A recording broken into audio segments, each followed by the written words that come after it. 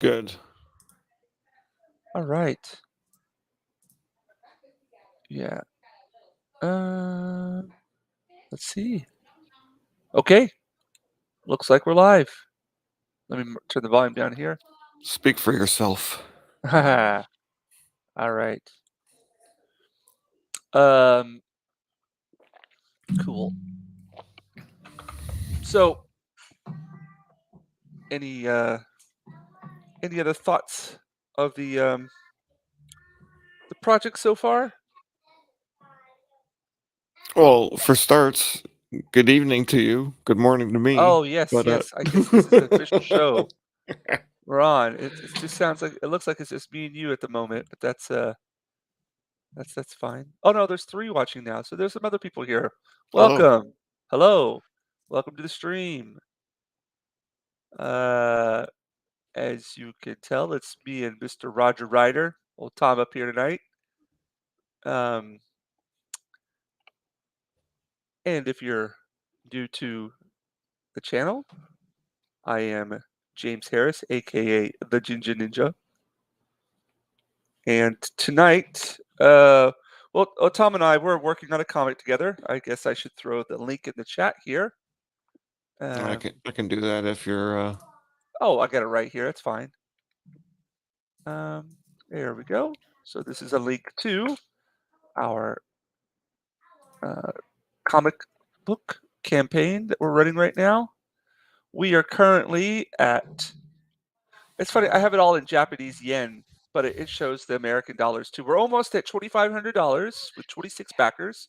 We'd like to thank everybody out there who's backed the project so far. We have 44 days left to go, and of course, the more the merrier. And yeah, uh, we're just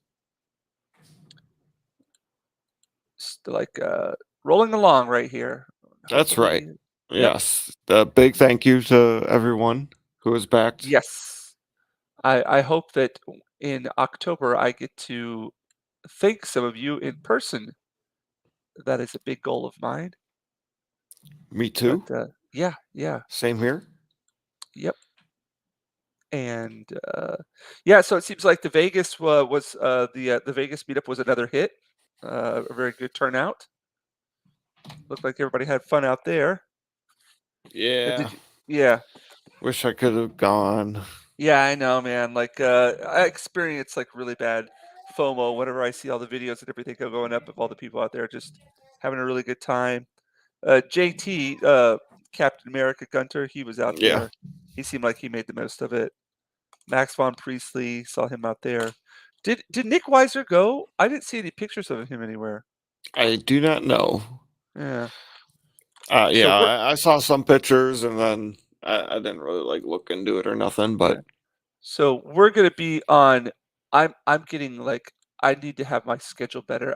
I have this fear like I'm overlapping things, but as of now, next Thursday night, I'm going to be on Pop's channel. Um, then Friday, Friday, your guys' time, right? yeah, Friday night Which would be he goes Saturday on. morning for me. Yeah. We're gonna be on Nick's channel, and then the 20. Oh shoot, did I? I hope I haven't double booked things. I think I have. I hope I haven't. Um, I'm kind of scared about that right now. I need to talk to Macady Draws because he asked me to be on his show as well, and it might have been. I thought it was a Sunday. It might have been a Sunday. I need to double check with him because my birthday is actually on 28th, that Sunday.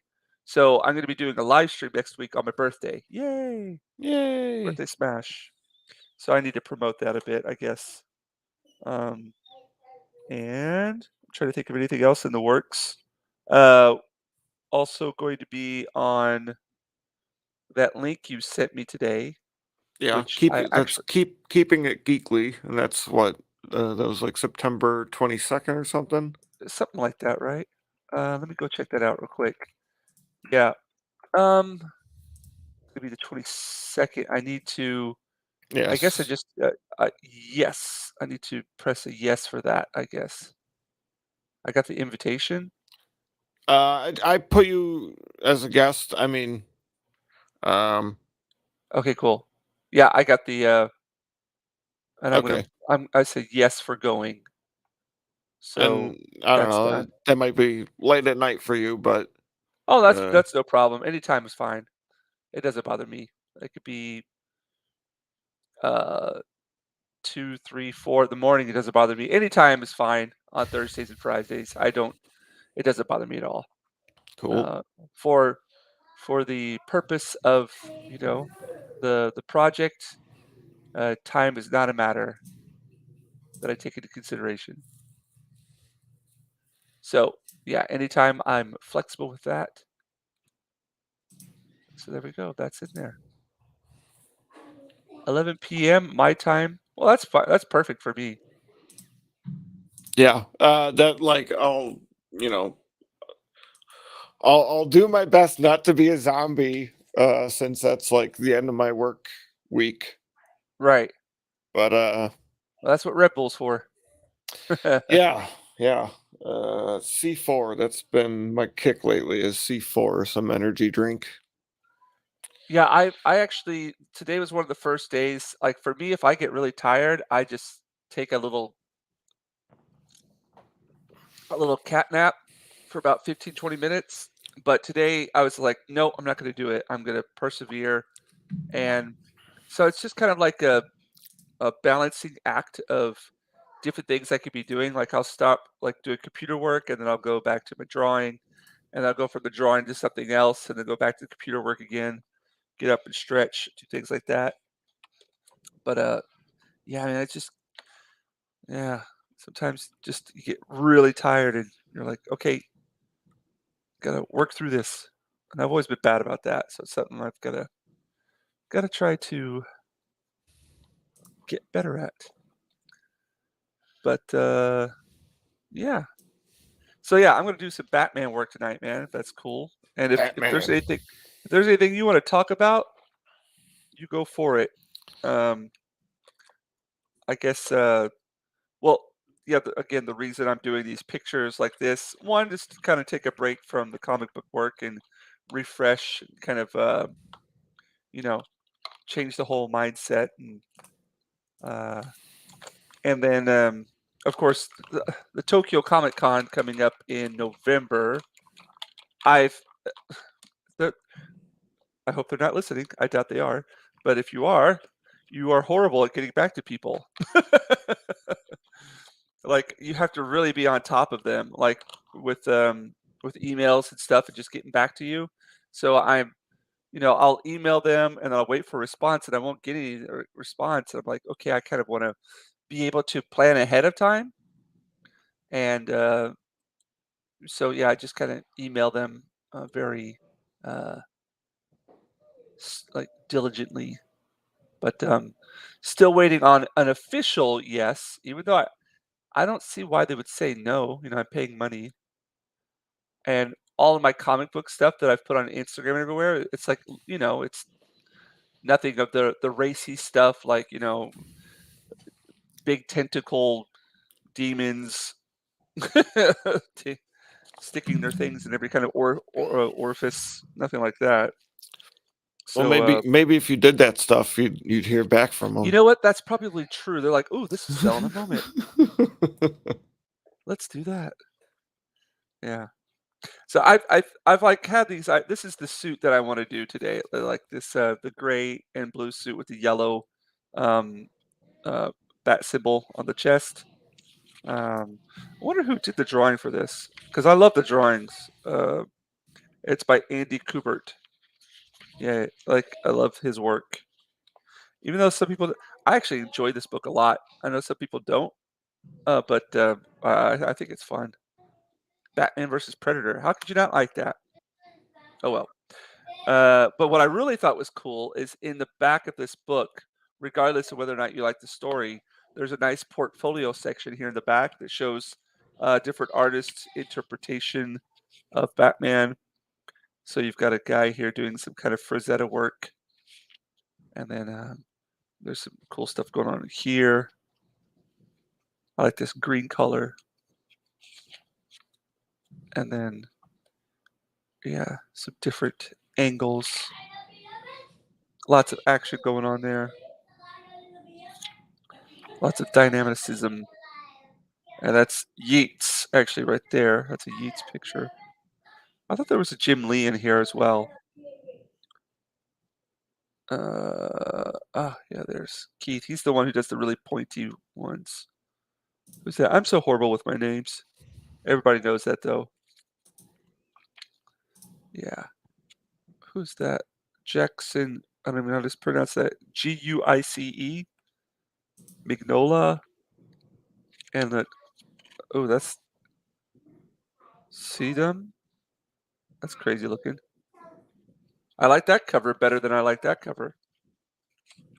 And I thought there was a Jim Lee in here. That could be a different comic book that I'm thinking of. It might be. Oh, maybe it was in these ones. The Dark Knight. Like, look at the Dark Knight here.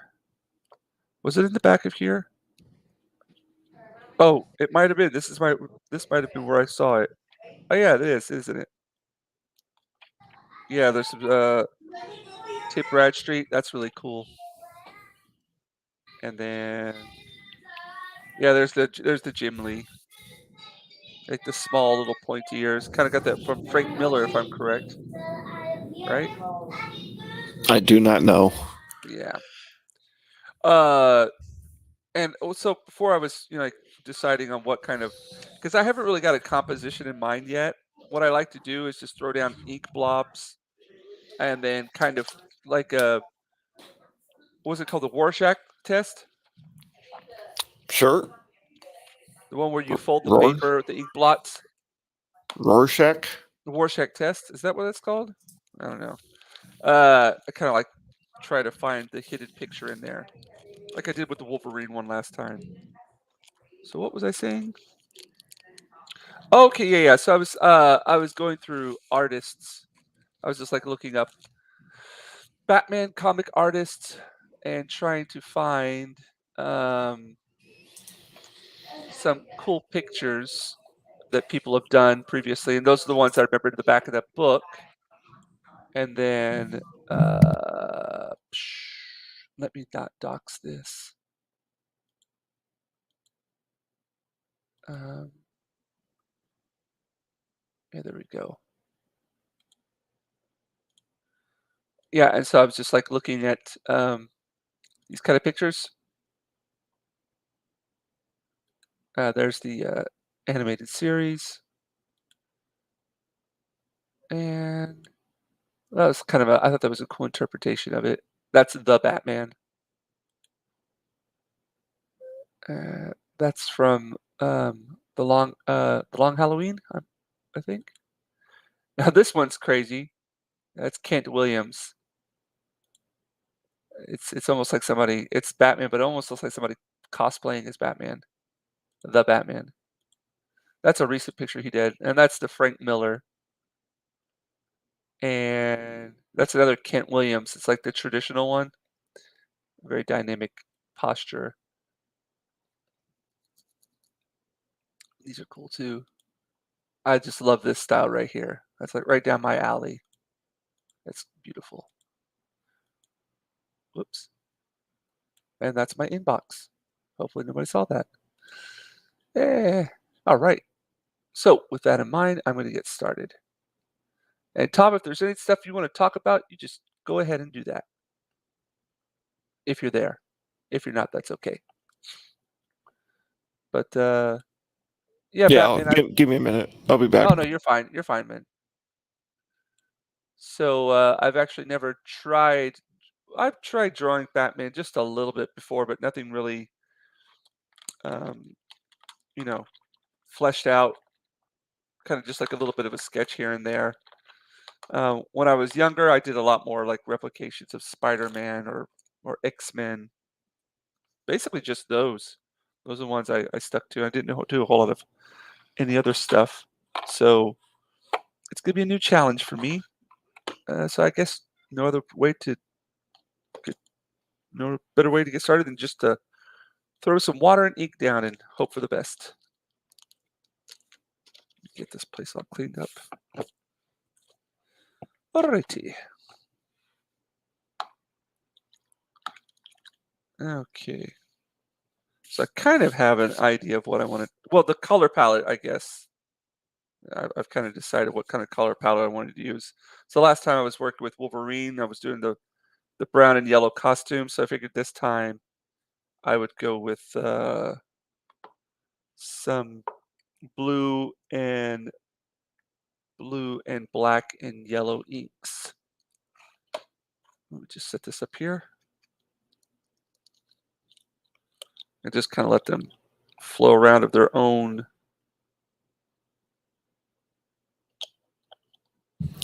So I do love the start that you take with these, just because it's so random, and Yes.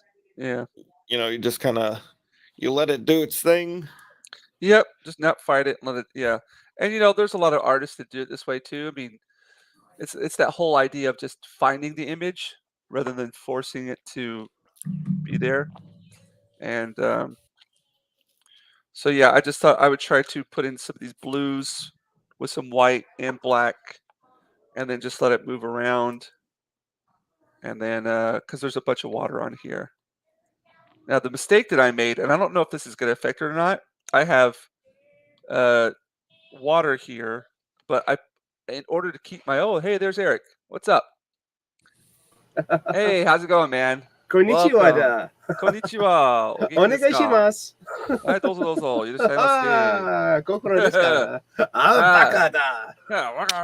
What about Baka da? What the You Baka da. Dude, so looked like you had a fun time up there it was in Boston, right? Yes, indeed. Boston, my Yeah. hometown. I had a blast, man. Yeah, Jeez. dude. That looked great. And you met like a ton of people up there, didn't you? I met a ton of people. It's a testament to the power of what we're doing out here. Oh yes, definitely. Yeah. It really is. I Yep. mean, to make connections with real people. Jeez, Right, you right. went to Vegas last year, man. Jeez. Yes, I mean, and yeah, I mean, it was awesome. I keep on telling people, man, there's so many intelligent, creative, like great personalities and like human beings out there that if you put our power together, like all the stuff that we could come up with, it's just limitless. it is so good, and it was so good to see everyone because I have a Yep. core. We have a local Boston core, or we call it the Northeast core, Yep. and it's about 7 or 8 people, and they all show up.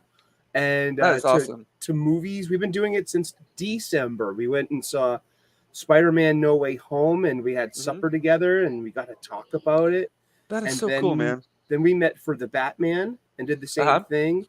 Then we met for Multiverse of Madness and did had supper, and then we went out to a beer garden, and it's that's so cool. It's a good crew. It started actually like in late 2021, and Brightest Day and Macklin Made It were coming back from Maine, and Zach hit me up and he was like, "Hey, you want to meet for something to eat?" And that's all it took. And so I met Zach and Macklin for lunch in Harvard Square. I got to take them to New England's oldest comic book shop, Million Year Picnic, and it just reopened after lockdown. And no way. Yeah, and I was so happy to see Tony, the owner, and got to talk to him and buy some stuff. I spent $70 on a hard copy Meta Barons because this is amazing. Meta Barons. You know this one, James? Let me pop it up there. No, I do not. This is European comic books. That's what I'm really into right now, man. Okay, I need to remember that. This is Alejandro Jodorowsky, and okay. Can you throw that up? Let me put you up there. There we go. Hello, everybody. Good morning. Cool. Yeah, that's sweet. I want to know what medium they're working in. I don't know if it's oil or if it's gouache or if it's watercolor with a mixture of acrylic. Like I've been trying to do my research on it because I love the look of that style. Yeah, so violent and sexy and appropriate and European. And it's like Jodorowsky took story notes from his failed Dune adaptation from the late 70s Yep. and put them all in his original comic books. Oh, that's awesome, And dude. yeah, it's they're mind blowing. I haven't finished that yet because I'm pulling it out. I'm teasing it along so I can make it last as long as I can. I hear you there. Do you know this guy? Ooh, yeah, he does that. That's one of his. That's like he's a big name. Yeah. Yeah, he did this was the guy who did the what's it called? Oh, there's a drawing I did. Hey. He did well, it starts with a V. What's it called again? Is this the guy who did the Fifth Element I work? think. A lot of the Fifth Element work came from Mobius, Jean No, Giraud. okay, it's not Mobius. The guy who did it for it starts with a V. Oh Oh, my gosh, they did a Valerian. movie. Yes, yes, Yeah, yes. yeah. I think this is his artwork. This is the guy here. Because somebody saw somebody do a stream on it, and I immediately went to because it's so difficult to get stuff over here. So I have to go on to what you would call it, Yahoo auctions Mm-hmm. or Mercari. It's kind of like it's not an auction thing, but people just put their stuff up there, and you can buy it at the price that they put up there. And if you talk to them in like DMs or in the comment section, you can sometimes get them to kind of like lower price or get rid of coffee. I need to do something real quick. I forgot to plug in my dryer. Hold on a second. Good morning, Roger. How are you Oh, today? good. I'm well, Eric. How are you? I'm awesome. Good to make your acquaintance. I don't think I caught you last time. Yeah, I work That's better. overnights. I work overnights, so like I've been up for like 20 hours at this Oh, point. geez. God bless you. Yeah. Where are you geographically? By Chicago. Ah, nice place. I mean, Yeah. No, I well, like- yeah, I'm away from the city, but close Uh-huh. enough. I work in the city basically. But Nice. yeah. And dude, I was looking to forward to going to Fan Expo Chicago because you just had Fan Expo Boston, right? Correct. But like Gina Carano like canceled at like in the last week, like a Mm-hmm. week leading up to it. So I was like, Yeah, she was. I did not get to meet her, but I got to meet like basically everyone else. I got to meet Drunk 3PO, which was fun. I got to meet Chrissy Marr. I got to meet Anna, that Star Wars girl. They did a Simpcast live, which was really interesting because the podcast station was right next to the family zone. So there were small children and parents adjacent to the Simpcast. So Anna did the best job watching her mouth. Let's put it that way. And I got to talk. And James, I got to talk to Anna for like a solid 3 minutes. And I was like, I love your draw stream. I love your art stream. I watch Makini. I watch Jinja Ninja. I like watching Ethan, and I love watching you. Yeah. And just like what you guys just do color palettes and assemble color, and you get what you're envisioning out of your palette, and it always amazes me. Just the selection, just you dab these paints together, you get the right hue out of it, the vibrancy. You get what Right. because she's going for skin tone, she's going for photorealistic. She's doing this eye thing. Right. Yeah, Yeah, she did that eye project, isn't she? I haven't seen her do an art stream for a long time though. she's been busy. It's like summertime. She said like it's summertime. I've been busy, She's doing a lot of doing her cosplay traveling. stuff too as well. Yeah. Yeah, and but she's getting back to that. I'm on that list. That's I'm good. coming up too. So I was like, yeah, I'm coming up on your list. And it was nice. Yeah, she followed me on Twitter. Oh, that's awesome. I'm so Hey, there we psyched go. about that. And then the next day, so con is wrapping up. It's almost 4 o'clock. And I wander over to Gina Carano's booth because I see Jay. Jay's like in his Canadian Bear onesie, and he's talking to two people. And I walk over and I met Chrissy the day before. I'm like, oh, hey, Chrissy. And this is this other dude hanging out. And I just like, hey, Jay, I just wanted to say, like, hey, nice to meet you. The gang's going to come over in a minute, and mob you to say goodbye. And I was like, and he's like, Eric, this is Cecil. I'm like, dude, it is you. Like I talked to Cecil for like 10 minutes. I love that guy. I love his show. I love his sense of humor. And it was so nice to meet Cecil. I mean, it was Oh, that's awesome, great. dude. I got to show him my haul. I'll show Yeah. it real quick here too. Oh, here, I'll throw it up there. Hold on a second. Okay. I There you go. got okay. Oh, cool. I got this back in April at WickedCon, and I got Klaus Johnson to sign this. I've had this since I was a kid. Well, this replaces my childhood copy. I got Frank Miller to sign it. Oh, no way. Dude, that's Frank Miller sign. Right? Yeah, you see Miller that? sign that? Yeah. Bastard. Frank Miller and Klaus Johnson to sign this. Dude. I was just before you hopped on. Sorry, I don't mean to interrupt you there, but I was go. Before you hopped on, I was just like looking because today's theme is Batman, right? Yes. So that's why I'm going with these. I'm starting with these blue, gray, and black inks. Because I want to do his blue and gray suit. Good. And then I got this a long time ago. It's like Dark Knight. Whatchamacallit right here. This I got this a long time ago, and it was in spinner rack. That's a nice bowling cover. Yeah, and then what I really liked is in the back they had all of the like Jim Lee's like Batman, Nice. and then they have like a whole bunch of different artists rendition of Batman, and nice. And of course I love this right here.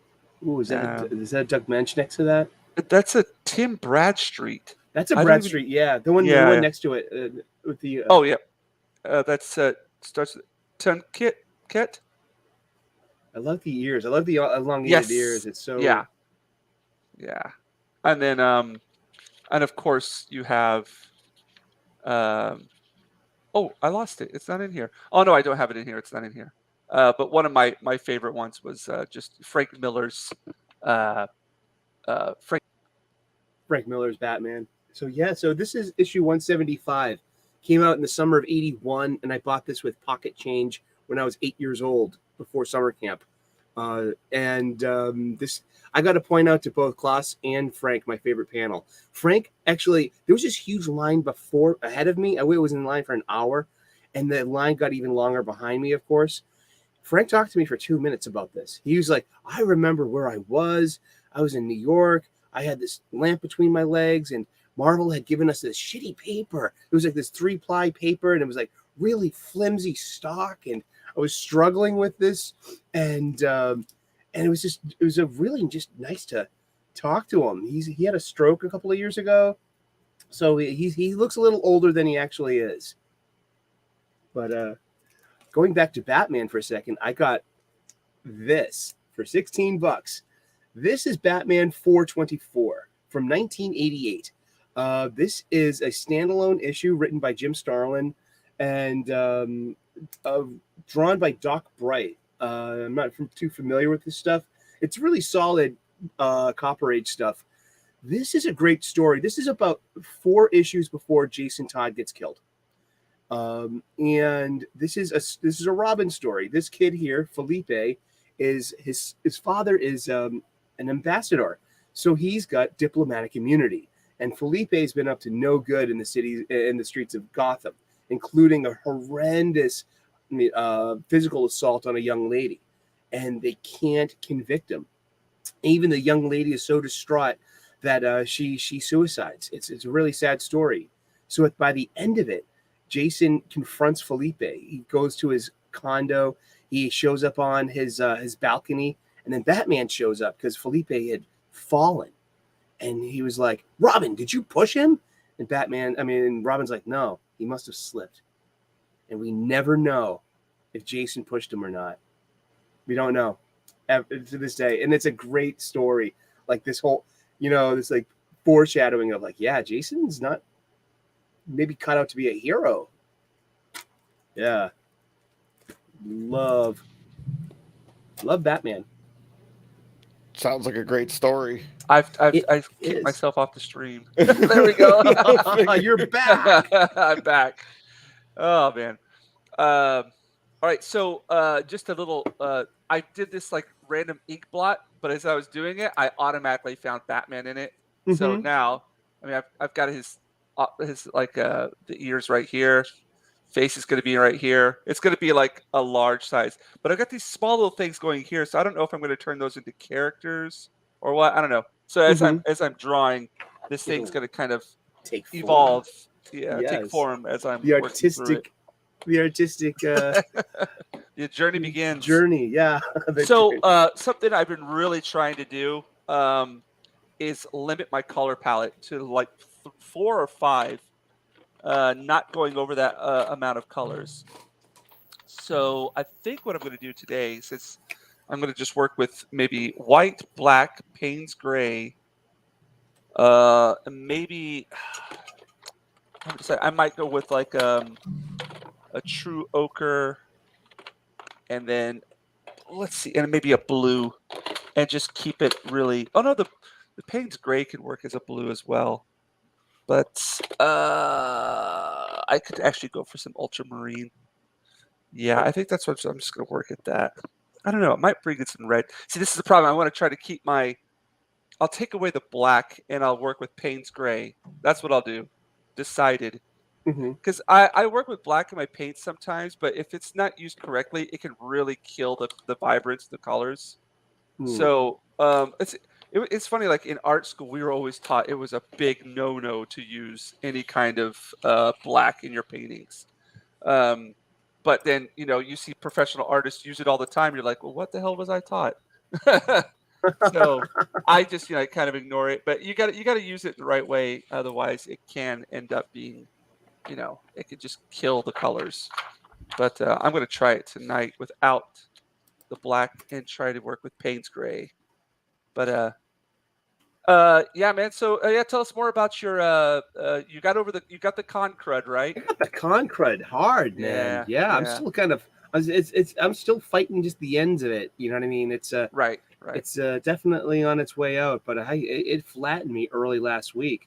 Yeah. I could feel it starting on Sunday, the last day of con. It started with a sneezing fit and a sore throat, like at con, and I'm like, oh geez, here it comes.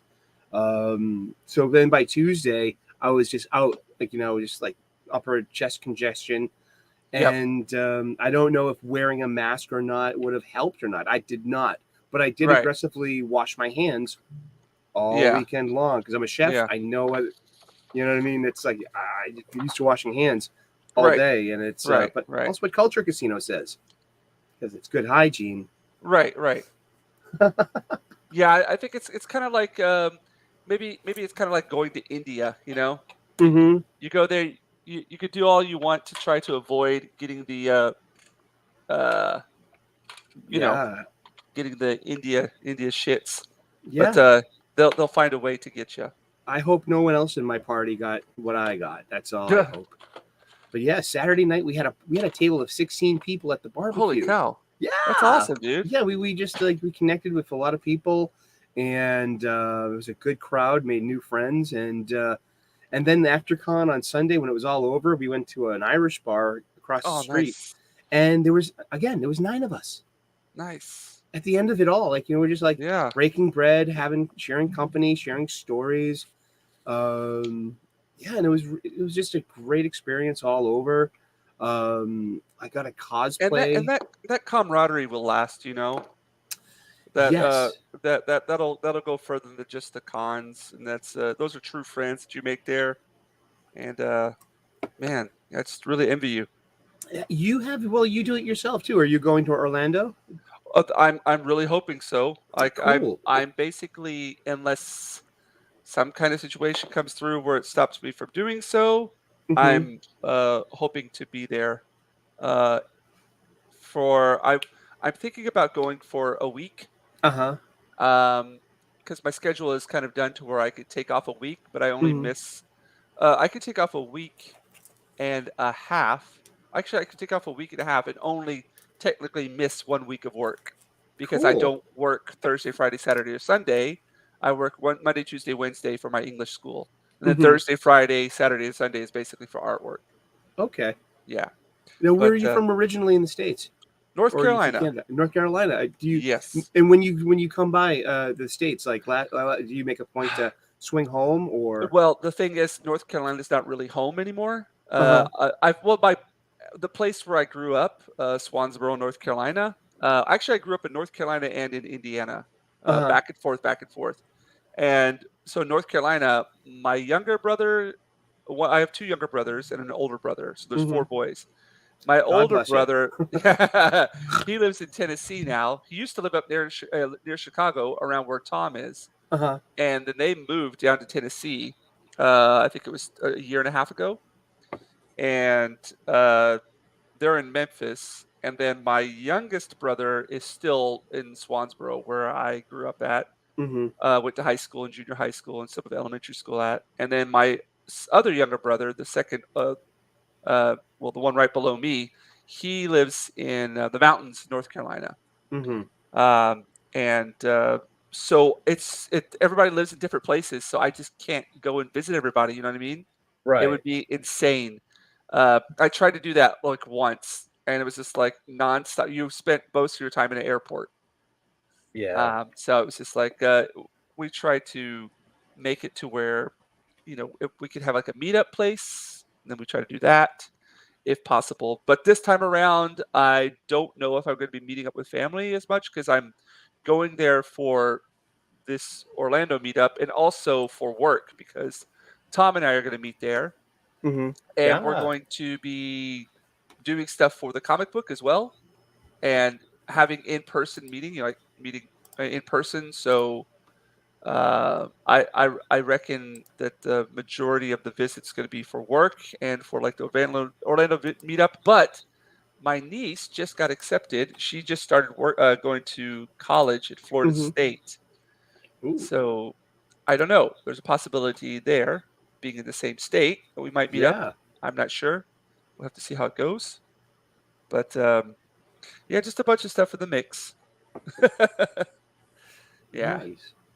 I, I I would should. love to go to Orlando, but I know, I man. mean, well, because I have Yeah, family in Florida, and yeah, like all my aunts and my uncles moved down there, so I would feel kind of guilty about going down there to meet friends and not making yeah, too much time yeah, to hang out with them. Or yeah. I maybe hear I you should there. just make some time to hang out with them while I'm down there if I Well, go why down not? there. Yeah, You know, but I'm just thinking like, oh gosh, Halloween at Disney, that sounds like a nightmare. yeah. Well, I'm not going to be going to Disney. I'll be going to U.S. Universal Studios, Hmm. like Culture Casino and a bunch of those guys. They're Yeah, I going to be would go making a. where the pack goes. Yeah, I yeah, would go, but it's like oh gosh, it sounds like a crush of humanity. yeah, yeah, yeah. I'm all up for that because I don't get the whole that kind of vibe here very often. If you know what I Uh-huh. mean. So for me going back and just being in a place where there's just a ton of, well, I call you guys foreigners now because here you're all foreigners. You know what I mean? True. So it's just like a bunch of people speaking in English in the same place. It's like, to me, it never happens around here unless I have a barbecue at my house or something like that. Uh-huh. But hold on one second. I gotta get something here. You get it. And we're gonna talk about Batman and art. Roger, who's your favorite Batman artists?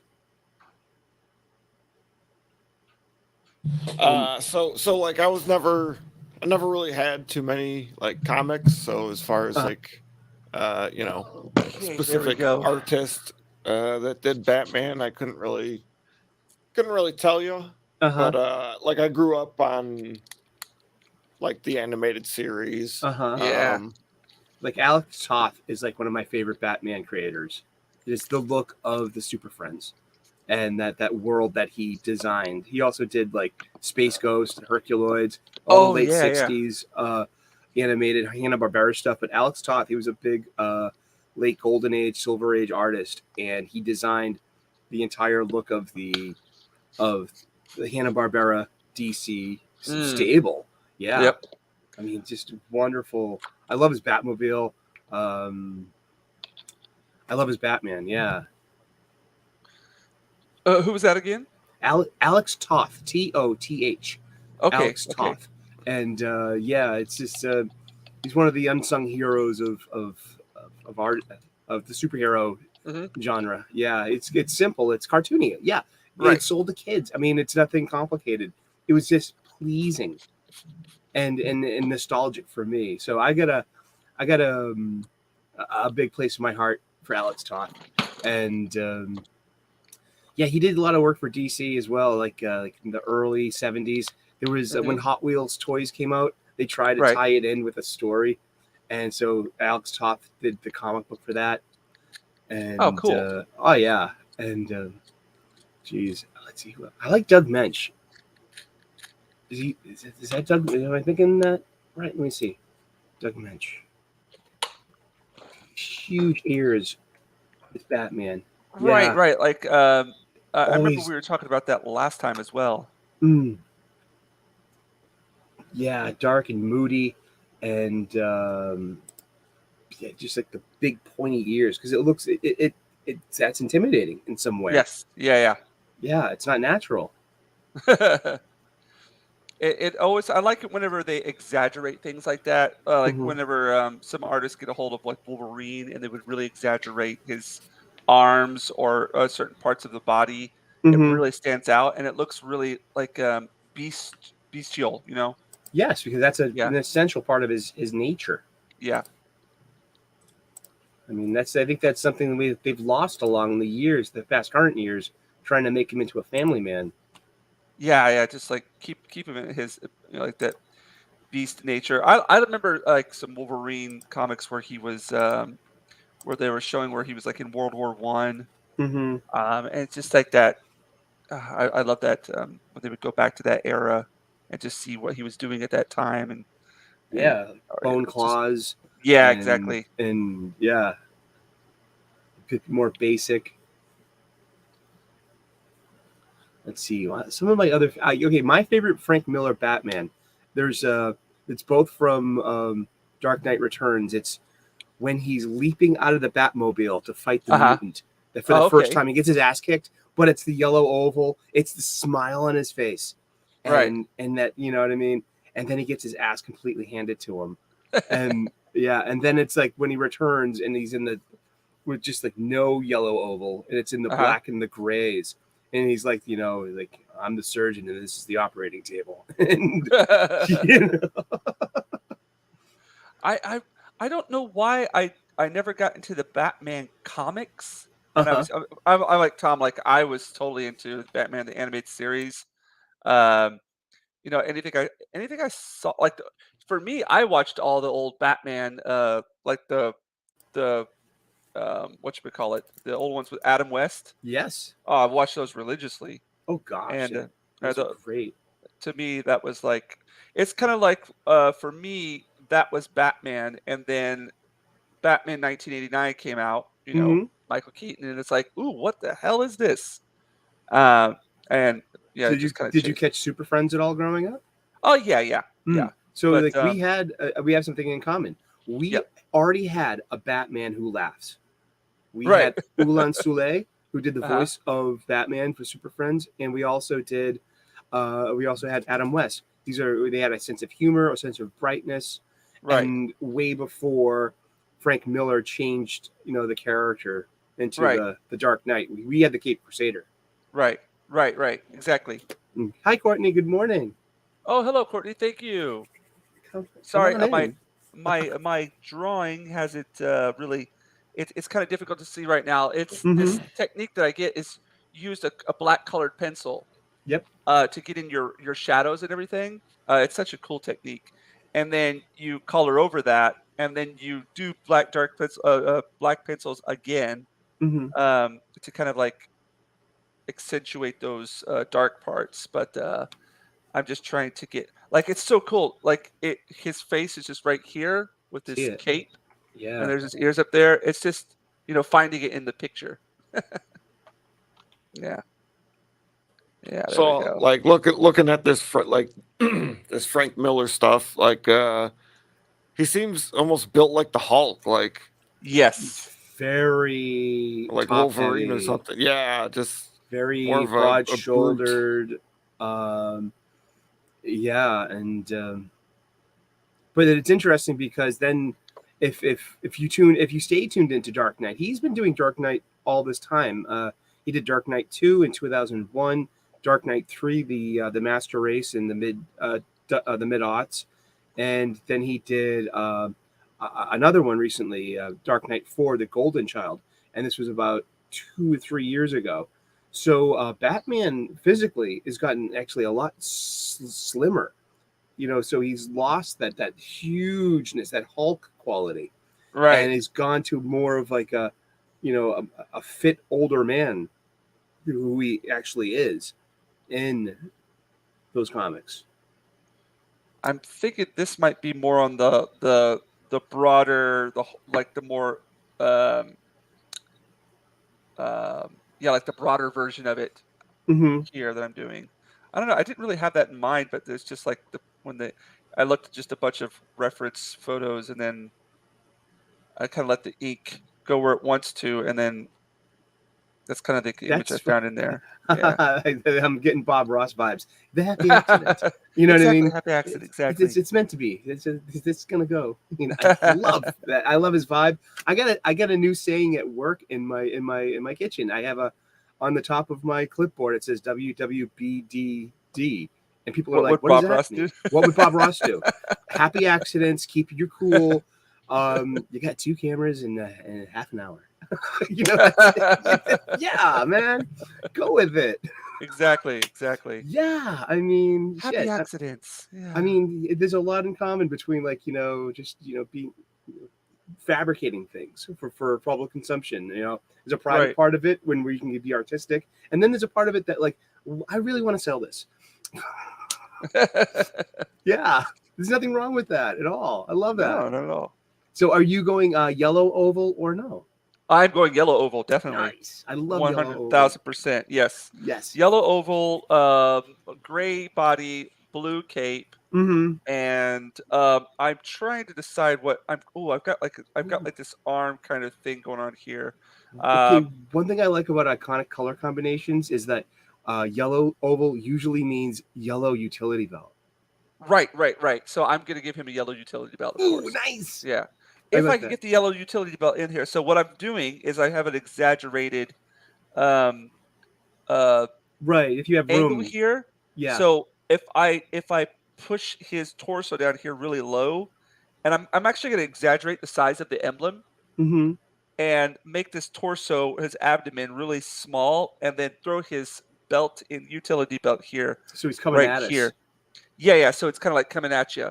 Yeah. And then I haven't decided what I'm going to do with his arms yet, but I have like this muscle feeling right here. Mm-hmm. And so what I might do is just make this his uh what's this muscle called?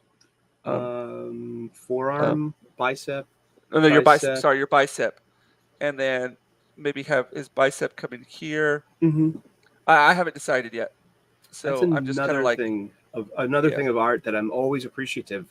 Your artist has to have command of physiology, even like Oh man, especially the physiology of other mammals and non-mammals and shit. I am so still studying that. Mm, Like all the time. I found his arm here. Okay, his arm's there you here.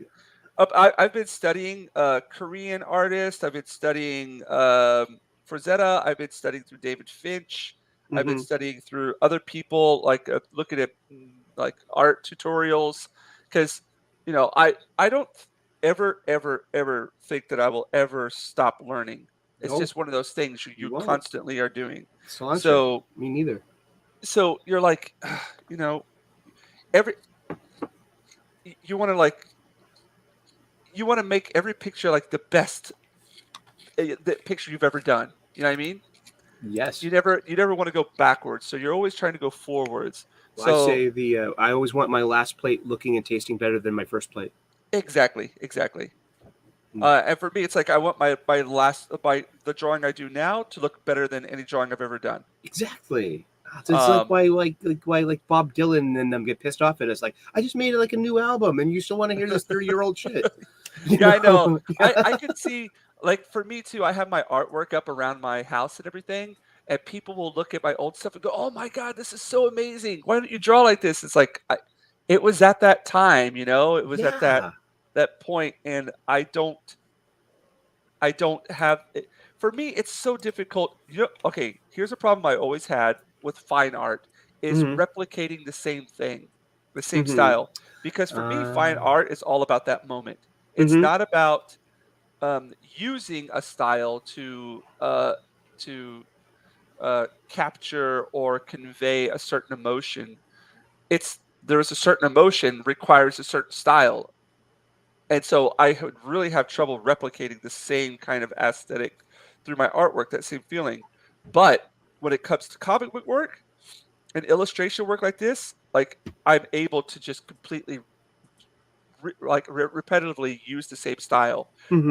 which is so like you find an ability to grow through that Hmm. more so than I've been able to do with other types of artwork. So that's been an exciting thing through this, dude. I'm really enjoying this right now. Awesome. This is The cape, great. the cape is coming through here now. Hmm. I've got both of his arms in, utility belt. There's his torso. Now I'm going to start coloring. I just go in there really loosely. I don't like to even have my drawing really tight. I like there to be a area for improvisation. Hmm. So yeah, I'm gonna get my yellow paint out here too. Yes. Cadmium yellow. I'll go ahead and start with that actually. Oh, that one's. Let me see here. That one's. This kind of goes with the current thing about Superman and Superman's red trunks.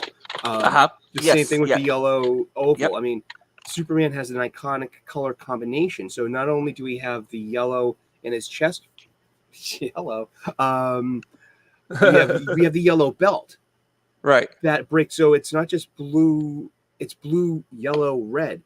Right. And Right. you can even see that got ripped off in something like Gundam. I mean, even like Right. this the Hero Gundam is always has that same color combination, that Superman look. There's mostly blue, red trim with a hint of yellow, and those are Superman needs that yellow belt and those red trunks to gain that iconic value. I mean, same thing with Batman. I mean, take away his trunks or not. Yeah. It's like I know that they introduced the yellow oval in the early '60s, in the Silver Age. But the yellow belt, and that just breaks up everything. It's just like you one look, and it works like that. I remember it was a popular a few years back. You just gave someone a couple of colors, and you had to identify the superhero. So you had green and purple. What do you think? Who's the Joker? Exactly, or Lex Luthor, or Hulk. You don't have there's no wrong answer. Right. Unless you're totally off base, Yeah. Oh, Wonder Woman. Yeah. No. But Wonder Woman, yeah. Red, gold, white. Right. Iron Man, also. You know what I mean, or something like that. Right. Or yeah. Yeah, definitely. Those the colors stick with them. It's great. Like of course, I don't have all the knowledge that you do about all of the different. Your comic book lore is so much more we were all advanced just than mine, but we were all just students of this. Seriously, exactly. Yeah, I mean, that's how you deal with other experts. You're just more of like, you too are a fellow traveler. Namaste. Exactly, namaste, baby. But thank you. That's a nice thing. That's a nice compliment. Thank you, man. No problem. I ran into H.H. German of Sigma Comics at his booth. That guy is one of the hardest working people in indie comics. H.H. German is he's doing the entire circuit of the cons this year. I'm a big fan of Wes's Thinking Critical channel. He's had me on 5 times. I've got to interact. Yeah, I've got to interact with H.H. German. So I saw him at the con. Went right up to his booth. He talked to him for a few minutes. Tried to give him money, but he's like, no, he's a tough guy, dude. I like him. It's an 8-issue series. This is his series. It's called Here Comes Calico, and this is his IP. This is his superhero. It's about a superhero that fights for animal rights. And, there you go. It's an 8-issue series. I'm gonna totally buy the next 3 issues and make sure I give him money, for doing his trade. And it's great because this is like what you guys are doing. Just exactly, yeah. Just, making it. Yep. Making it happen too. Oh, look at that oval. Yeah. So that's the yes. That's I like that. That's a foreshortened view Yeah. of the oval, and mind you, this is the first time I've ever painted or drawn Batman. Oh, cool. So I like when I was a kid, I did Spider-Man, Marvel stuff. Mm-hmm. Well, no, I take that back. I did the Batman logo a billion times after I watched 1989 Batman, Mm-hmm. Tim Yeah. Burton's. I fucking drew that on everything, What everything did that you I could like draw on. the little serif at the end of the tail thing? What would you call that? That Uh, deviation, you know what I'm talking about? That tri point right at there the at the bottom. Yeah, yeah, yeah, you know what I'm talking. Yeah, yeah, exactly.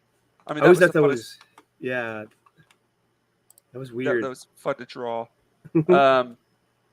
No, but what was I gonna say?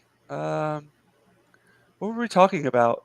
I forgot. Oh That's no, really creators. yeah. Yeah, like yeah. I was just gonna say thank you again to everybody out there who's backed. We've got 26 backers now. We've raised almost. I think we've almost at $2,500. Nice. And like we still got 44 days left on the campaign to go. Mm-hmm. And I've been drawing away at that too, because I need to get my ass into gear on it. But the doing things like this helps me kind of like you know take a breather, Right. because it is the first comic I've ever worked on, Mm-hmm. and I'm learning as I go. And it's funny because for me, I like discovering things. Uh-huh. So like while I don't like to look up too much exactly how everybody's doing it because what I like to do is have a problem set in front of me and Mm-hmm. then kind of go about my own way of discovering how to, solve it. Mm-hmm. And then sometimes I'll find that the way I do it is wrong. But then I learned from that. And Yes, then sometimes exactly. I find that I discovered the same thing that another person did. And, that's like, oh, that's a little refreshing. That's a nice little thing to have. But yeah, with the comic book, I'm discovering things as I'm going along, and the process has been getting quicker, but it's still I'm not working fast enough. Um, but But I mean, yeah, you'll be lucky to. I heard even the big pros, if they do a page a day, that's an honest day's work. it is. For me. I draw pretty quickly, and I'm Mm-hmm. not as tight when it comes to my work as they are. And plus, not only am I doing the pencils, but I'm also doing the inking and the coloring. That's great. Everything. So I kind of have to work at a quicker pace Mm-hmm. because I've got more things I got to get done. Are you doing the But lettering too? yeah, the lettering too. You Yeah, are? yeah. Oh, great. Are you hand lettering? No, I don't have time to do that. Okay. So what? But at places that it's possible to do it, I will do it though. Uh-huh. So if there's like, I'm not gonna go all crazy with the lettering though. Mm-hmm. I've been looking at a lot of people, and I really like like for example, The Watchmen, how the Yeah. lettering's just I'm trying to really concentrate on the story. I want to show off the story with my artwork. Good. So That's nice. so by making the pages less complicated with exaggerated lettering, Mm-hmm. I want you to be able to focus on reading the story. So Yeah, exaggerated lettering can be such a distraction too. yeah, yeah. So You like know. even with a page like this is one I just did. I just Ooh, did this, hello. today or no, yesterday. I finished that yesterday. Even with that, I'm not bringing all these swishy marks and everything. I really want the story to just want I want my pictures to be the frame, and then the story to be the main part of this. If you get what I'm trying to say. You want Um, your panel to be the roast, and you want your words and letters to be the sauce. there you go, bud. Exactly. Dude, I got a cooking metaphor for every occasion. Seriously. Hey, I want to say too, I'm looking forward to your magazine, gentlemen. I Oh, am thank you. a huge Civil War aficionado. I know a lot of. I will forget more about the Civil War than most people will learn. I'm one of them. Ohio. Oh, sorry, man. I don't mean to. Yeah, Hello. Ohio, low spec. Good to see you here. Yeah, you're like. Oh, go ahead, Tom. I would just want to say it is a fictional story, so don't. Yeah. but but Western and Civil War, they kind of go hand in hand, and Right. I mean, look at the good, the bad, and the ugly.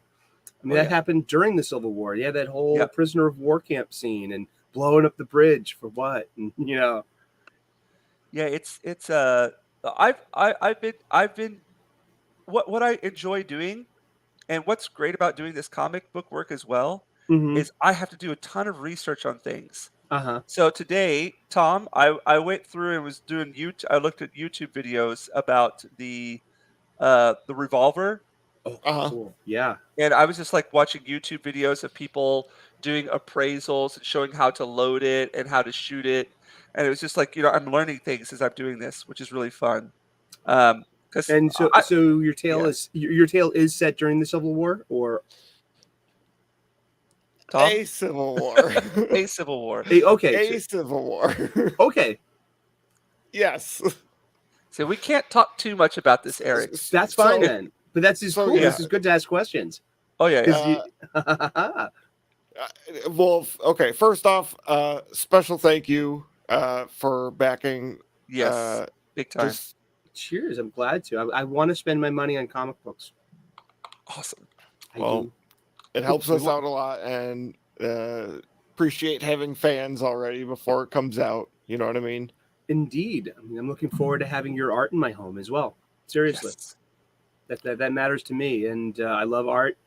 Thank my mom, who always had these huge books of the Renaissance and Rubens nudes. I mean, she Uh-huh. wanted me to Yep. be a straight boy, you know. Yeah, that's great. I always had these voluptuous, full-figured women in my naked women in my life. So yeah, I grew up like with a huge appreciation for art, and it's. I'm so glad. I'm so blessed to have this as part of my life. This is good time spent. And Oh yeah, definitely, man. indeed, And it's always Loving great this. having you here, just like throwing down all the knowledge. Like Oh, I can't tell you how much it's because me, I can sit down there and talk about things that I've done and my experiences, but when it comes to I just I consider myself a newbie. I really do. Even mhm. though like I know like the a very like the skim of the top, the layer. You know what I mean? I know the characters, or I know what universe they belong to. I just Mhm. been out of everything for so long that I feel like essentially I am a newbie and I'm learning from you guys. So it's always appreciate And this is all the how knowledge. we transmit our messages through Exactly. exactly. I mean, we Yeah. can't trust the DC to properly tell the Batman story anymore, so we Nope. have to tell it to each other. It's kind of crazy. It's at a very interesting point. Like what they always say that the victors are the ones who write the history, or Right. uh, something of that sense. So I wonder, what is going to be, how is the the story of Batman going to continue from here? Are we going to lose it, or are we going to take it back? You know what I mean? It will change. It's I mean, it seems every 15 years or so there's a new age in comic books. right. I'm pretty big into wanting to define the ages of comic books, especially the current age we're in. I love Yep. what Razor Fist said about the Oh yeah. Iron Age. I mean, that just Yes. turns me on Isn't it intellectually. awesome? It's perfect. It's It is perfect. perfect, yeah, because we're Yeah. smelting out all the impurities. Yep. There is an allegory just to the words there.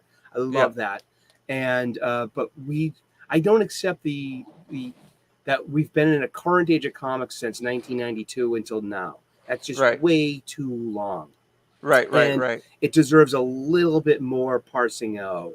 Um, Especially, I just think around 2000 is a good place to have a dividing Yes. line. Yeah. It is. Yep. New century, Yep. 9/11, Hmm. and just superhero comic books had come back Right. too. There was like the implosion of the late 90s, and by 1999 you had such great superhero stories being told for the Yeah. sake of telling superhero stories. Right. Like you had Wildstorm doing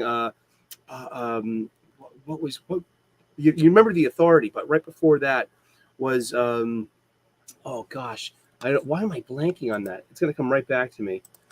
Um, the Authority used to be a different team, and Warren Ellis killed them all. And Stormwatch, it was called Stormwatch. Uh-huh. It was on Wildstorm Comics, and it was one of the best superhero team books because the Wildstorm world was a bit more vicious Uh-huh. than the DC world.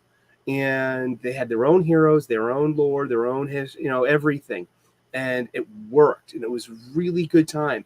And Grant Morrison was writing Justice League of America.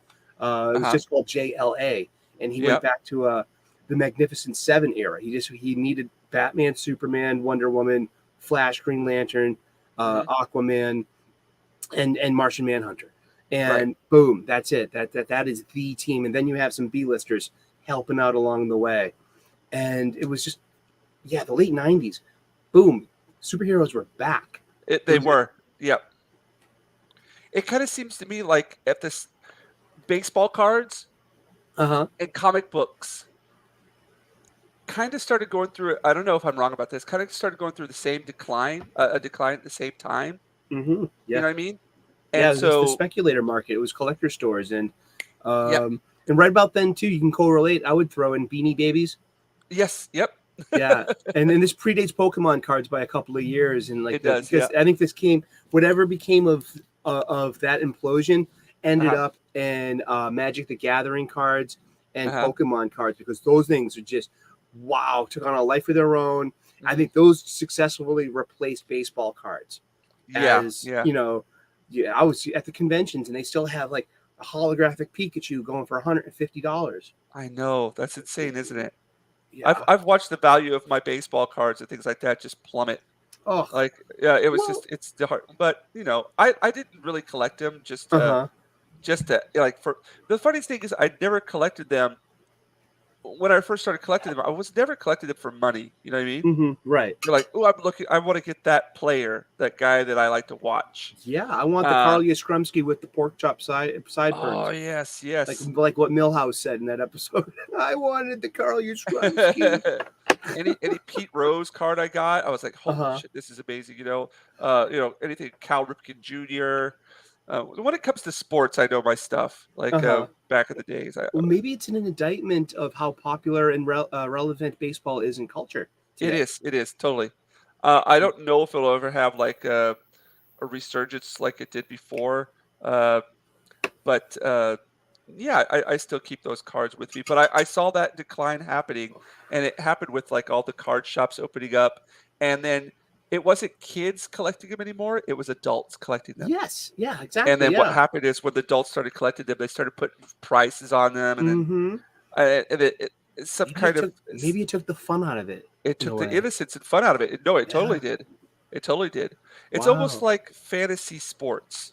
Oh, yeah. I like to equate it to fantasy sports because you're watching your games, and you're watching them not for your team to win, but for the players on your roster to do well. Right. And it's like it takes something away from the purity of the sport. Cui bono, who profits? I mean, like you're now your interest has changed. It's not about win or lose. It's about this individual gain. Exactly. And so your attention has shifted. Yeah, totally. Oh boy, here's something I wanted to share with you too. Okay, speaking of you were going for Cal Ripken, Pete Rose cards and stuff like that. Right. I will go for any comic book published by Marvel in the summer of 1981. I was 8 years old, and I bought a bunch of these. And specifically because at that time Marvel had a banner on their covers. It said, "Win a Columbia 10-speed Formula 10 racer." So I am doing my part. That's cool. But this is Walter Simonson work right here. Oh, this has got a good story. I'll catch up in 1 second. So all these Star Wars covers are Walt Simonson. But yeah, win a Columbia 10-speed racer. These were all about between $10 and $15 each. These are Bronze Age backish. These are Bronze Age, 1981. But yeah, there's Lobot punching out Lando. You know what I mean? Ah, neato. Oh, that's I got these for $25 each. This is Moon Knight number 13. I bought this as a kid. This is replacing a childhood copy, and this one as well. I did not get this signed by Miller. I got this afterwards because I'm strictly going for that. I'm populating my spinner rack with these, and I want as many of these win a Columbia 10-speed racer as I can. But, look at that Frank Miller art. That's beautiful. That's gorgeous. Elektra gets killed in 3 more issues. I think she dies by 181. I think. She was like there and gone so quickly. But yeah, that's my haul. I'm strict. I have a list in on my notes. I'm working down that list. And hey, Space Echo, good to see you. Good morning. Oh, hey, what's up, Space Echo? Thank you. I like Mike Mignola's stuff as well. He draws a really good Batman with a barrel chest and pointy ears. I love that. Yeah. And that face. He's always got that face. And he's got a great Superman too to balance that. This is slowly coming along here, but with this style, you can't rush it. You kind of you don't add in your highlights. You make you darken around them to pop them out. So you really got to be patient, and you want things to happen quickly with it, but you kind of let it like be really patient. I'm still working with this style a this lot, is great. It started as an ink blot, literally. Yeah, but it's coming out like it's emerging from it. It's like coming to life. It's these are fun to work on. I'm wondering what I want to do with this white space around here though, but I'll figure that out later. Yeah, what was I doing here? Well, if that like top right, right there.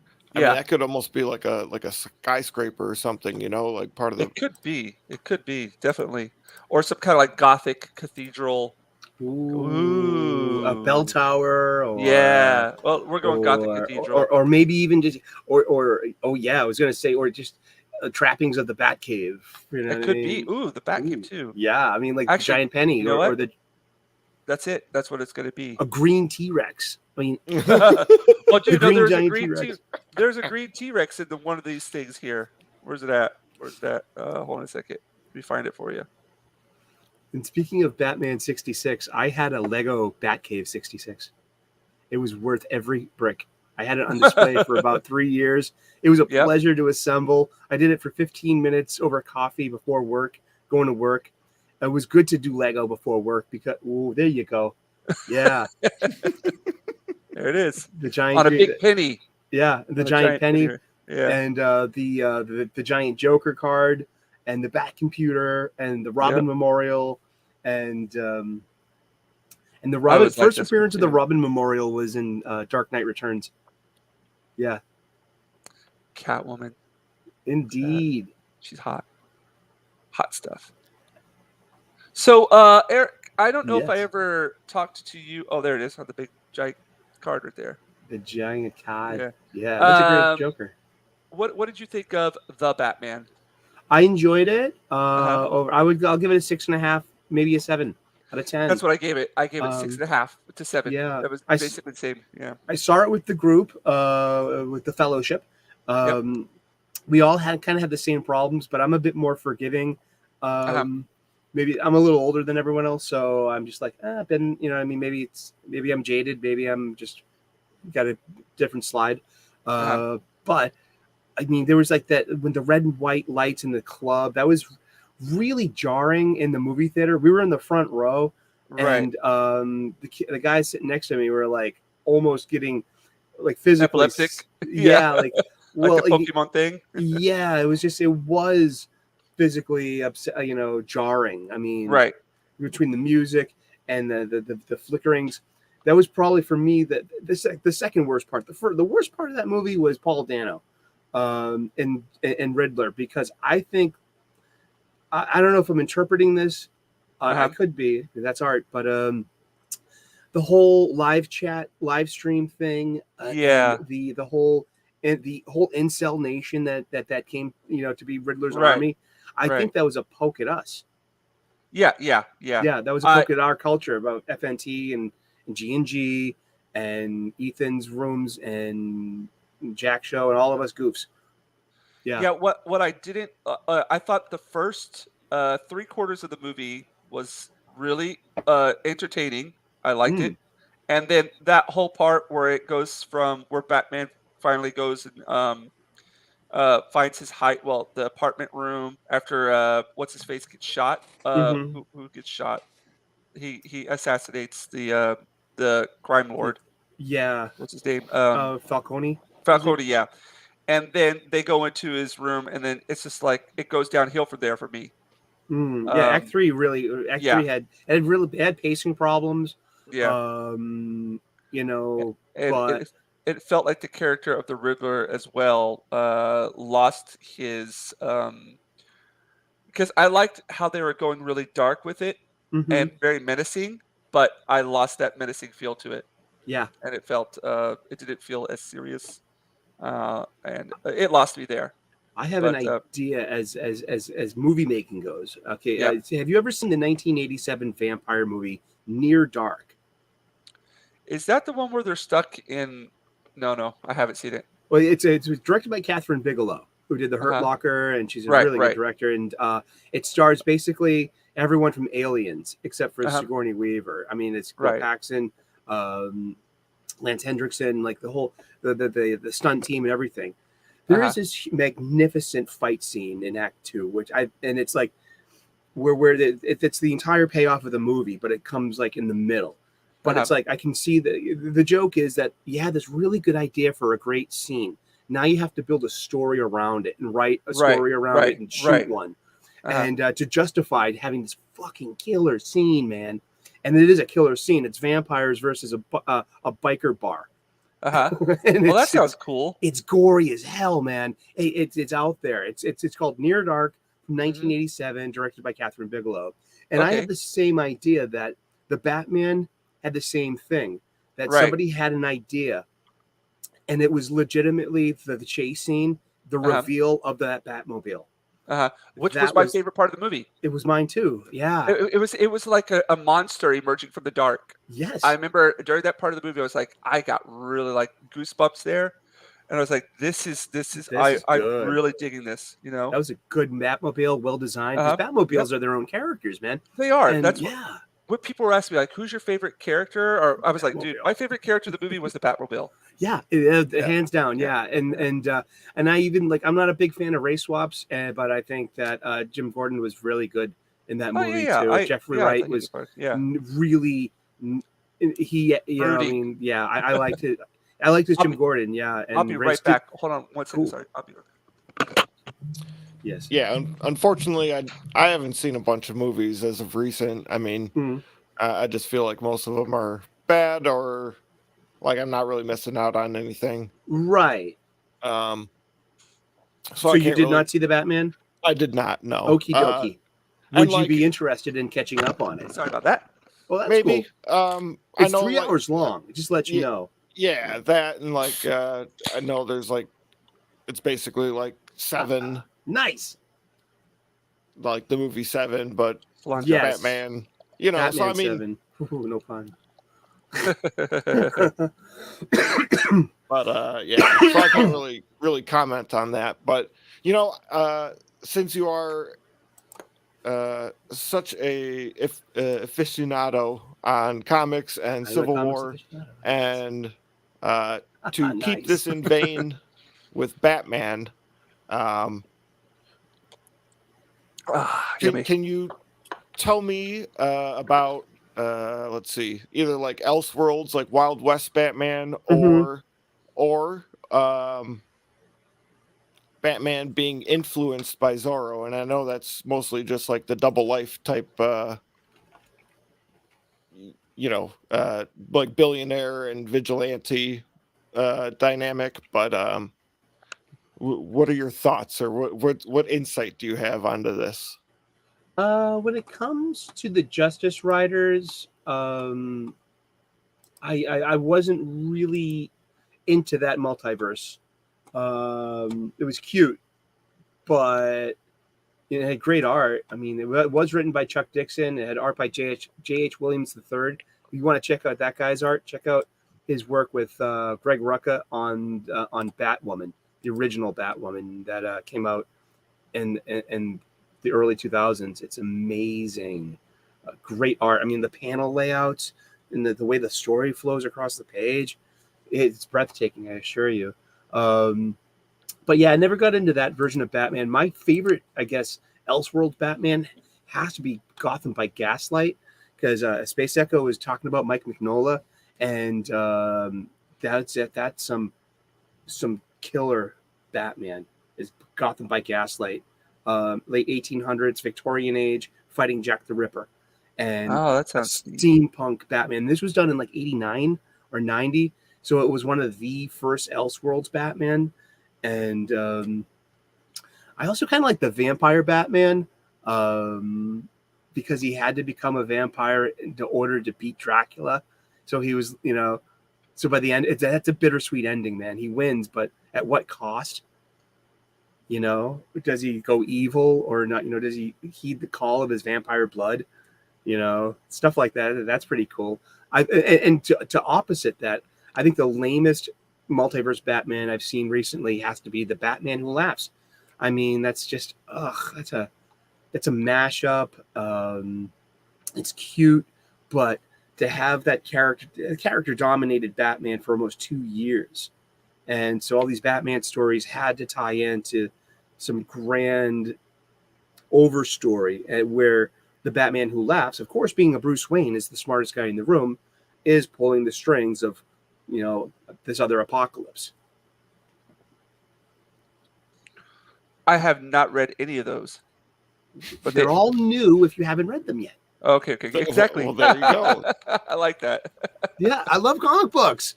Everything's new, and then it's a blessed rerun. If you like it enough to reread it, God bless you, huh? I'm loving the oval, dude. Oh, the oval? Thanks. Yeah, it's good. I'm really trying. I'm trying not to use too much white in here because white. But with his mouth and eyes, I really want those to pop out. Yes. So I'm doing something with those here right now, and then everything else, I'm just going to stick with some muted tones, some dark tones. And I like his smile because intrinsically, Batman is having fun and he likes what he does. So this is kind of like a bit of an evil looking smile. It's kind of not like exactly. I don't know. He's going to punch you for taking that wallet, man. That's how he gets a smile, man. He's like, I'm going to get you. That's Batman. I don't know if you've ever. I remember how I always show you Kent Williams stuff. Yes, dude, he's done Batman a bunch, but his Batman is really very extremely unique. Like he did the Batman here recently, and he's done like the old Adam West style. Yes, let me show this to you. It's definitely different than what you've probably used to seeing. Like, hold on a second. How do I do this? Yeah, that's his. That's a very unique take on it. Hold on, there's another one here. Now this is a recent we did of like the Robert Pattinson, the Batman. Yeah, it's interesting. It's very leathery. Yeah. I think he really hit with that. I like how he keeps a traditional kind of chest logo. Yeah. That's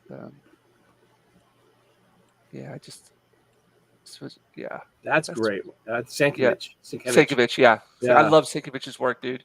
I would have to say he's like one of my biggest influences. There's the Frank Miller. Beautiful. No one ever remembers the how the legs and publications, the span between issues, because it's all about the collection in hindsight and the complete story. But that thing suffered from publishing delays, like you wouldn't believe. Oh, really? Oh God, yeah. I was We were all waiting for that. I mean, I was about 12 or 13 when that came out, and it's a good time to be a Batman fan. It really was. Right before the movie. The movie was a few years away. I mean, we just killed Robin. It was like, God, so that was heavy, man. Killing Robin. Yes, that's big time heavy. It's huge, man. What was I going to ask? As far as like the Tim Burton Batman goes, which one did you prefer? Returns. Oh, it's a better story. Yeah, it's a Christmas movie too. And, it is. So you fit it in for Christmas. I mean, seriously, Christopher Walken really pulls that movie together. Danny DeVito distracts, but Christopher Walken has that. He loves playing a bad guy. He's good at it. He's good at it. Speaking of Christopher Walken, Dune, the Emperor. Oh man, I'm almost finished with the first Dune book. Yay! Awesome. I've got like 2 hours left. Very good. It's so good. Okay, so I wanted to talk a little bit about some differences between the movie and the book. Yes. And what you thought was done well and what you thought that wasn't done well. if We'll you have want, to say I could. which movie and The newest Dune movie. sure. So for me, something that I thought that they missed out on Mm-hmm. was all of the betrayal. Sorry, I'm gonna get Yui's my betrayal. Yui's betrayal and uh, the Mentat, Luther Howard, Yeah, Thufir. Thufir. I get my names wrong. They It's just just so correct me. many names. It's like The Wire, Yeah, dude. You have to yeah. watch The Wire 3 times with the captions on to get your head around how many names there are, how many characters. Just his suspicion Lady of Jessica. Lady Jessica, Mm. and how they weren't able to flesh that out at all. They didn't even like approach that at all in the movie. And I'm wondering, was there time to do that? Was there space to do that? And are they going to do that? Yeah, let's see. I actually have an active question about Uh-huh. the fate of Thufir Hawat, which is Because of his race, right? The person who's well, because of his yeah. casting. Yes, Yeah, I yeah, mean it's casting, yeah. because Thufir becomes a slave to the Harkonnens to Yeah. literally Yeah. replace Baron needs to replace Piter de Vries Right. with another Mentat. So Right. they break Thufir's spirit by making him a Harkonnen, and but also there's a nobleness to Thufir's captivity where he's actively like trying to kill Fade. Or Right. shit like Right. that, you know Right. what I mean, Right. behind the scenes, Yeah, you there's know what I mean, plots and behind plots putting behind plots. Yeah. yes, Yeah. and but I think I don't. I would see my prediction is we'll see Thufir will be with the smugglers and Gurney. Yeah. Yeah. I That's can see that if happening. yeah, I can see that happening Yeah. because in the 2003 Sci-Fi Channel, we Mhm. lose Thufir Right. by the Battle of Arakeen. We never see him again in the entire Right. show. I mean, Right. so he's gone. So that it was like a moot point, and Lynch keeps the whole thing of making Thufir. There was actually a deleted scene in an '84 Dune of Lynch where at the end Thufir commits suicide as an act of shame for Mhm. betraying Paul, Right. and they cut that out. Thankfully enough, Right. yeah, because Thufir didn't need that kind of fate. He needed to, Right. yeah. Also the Baron, um, his in the movies, I don't think they're gonna like approach this at all with the 10-foot pole. Is his affection for young boys? Mm-hmm. Well, that would They're not. be yeah. I mean, Yeah. you could probably you can actually you know what he's Villeneuve's French. He's coming from this from a very European place. It's a very Right. European feel to Right. it. Right. So you can it's all about show don't tell. And that you Right. asked Right. about strengths of the film versus the book. I'm going to say that Right. Villeneuve's visuals, especially with Leto's death, are very, very moving, Yes. very Yes. striking. Yes. Mhm. The whole thing about his father is always in the background, Mhm. and his Mhm. father's or his grandfather. Which one died from the bull? His father. Yeah, it was Leto's father, the Yeah. great Duke. Right. He's always in the background, whether it was his grave site with all the other Dukes in that Mhm. wonderful father-son moment, in Right. Caladan Yep. at the grave site, or there's the portrait of the matador. There's also the carving of the bull on the table. Then there's also Yep. the bull's head. It's all over that first Yeah. act. Yeah. Yep. And so Leto dies in the chair underneath the head of the bull that Right. took his father's life. Right. You know what I mean? So you have all this decompressed story just in those visuals. Right. Not a Exactly. word is shed on any of that what I just mentioned. You know Right. what I mean? And we all know this from reading the books. Mhm. Mhm. And yeah, I mean that's wonderful movie storytelling. So to show Baron's Affinity towards. Yeah. or you can tone that down a bit because he has Right. this like very relationship with Fade. He's definitely loves his nephew, but Yeah. it's Do in you? the interpretation. Right. Right. Do you think John Batista? Right. He's the one who. He plays the Beast Raban. So Okay. Okay. yeah, so And Fade's going to be that's played yeah. by the kid who played Elvis in the Baz Luhrmann movie. Oh, Was it he's one of Austin the. Taylor? Is that Right. his Right. name? And I can't remember his name. Yeah, Elvis Austin Butler is playing Fade Rotha. So yeah, you can only wait and see about that one, but it's like Right. But it would be appropriate. I mean, that they painted that in the sci-fi movie miniseries, I think, through gay coding. All right. Like traditional movie, story values, the 20th century. I mean, you could, at this point, you can, like, I was watching Sound of Music over Christmas, and I'm like, oh my God, here Datweiler's gay. I didn't ever picked up on that before. Well, I'm in my 40s now, and oh wow, that character is most definitely gay, because you can tell by, like, just right, quote unquote coding. He was the one who was like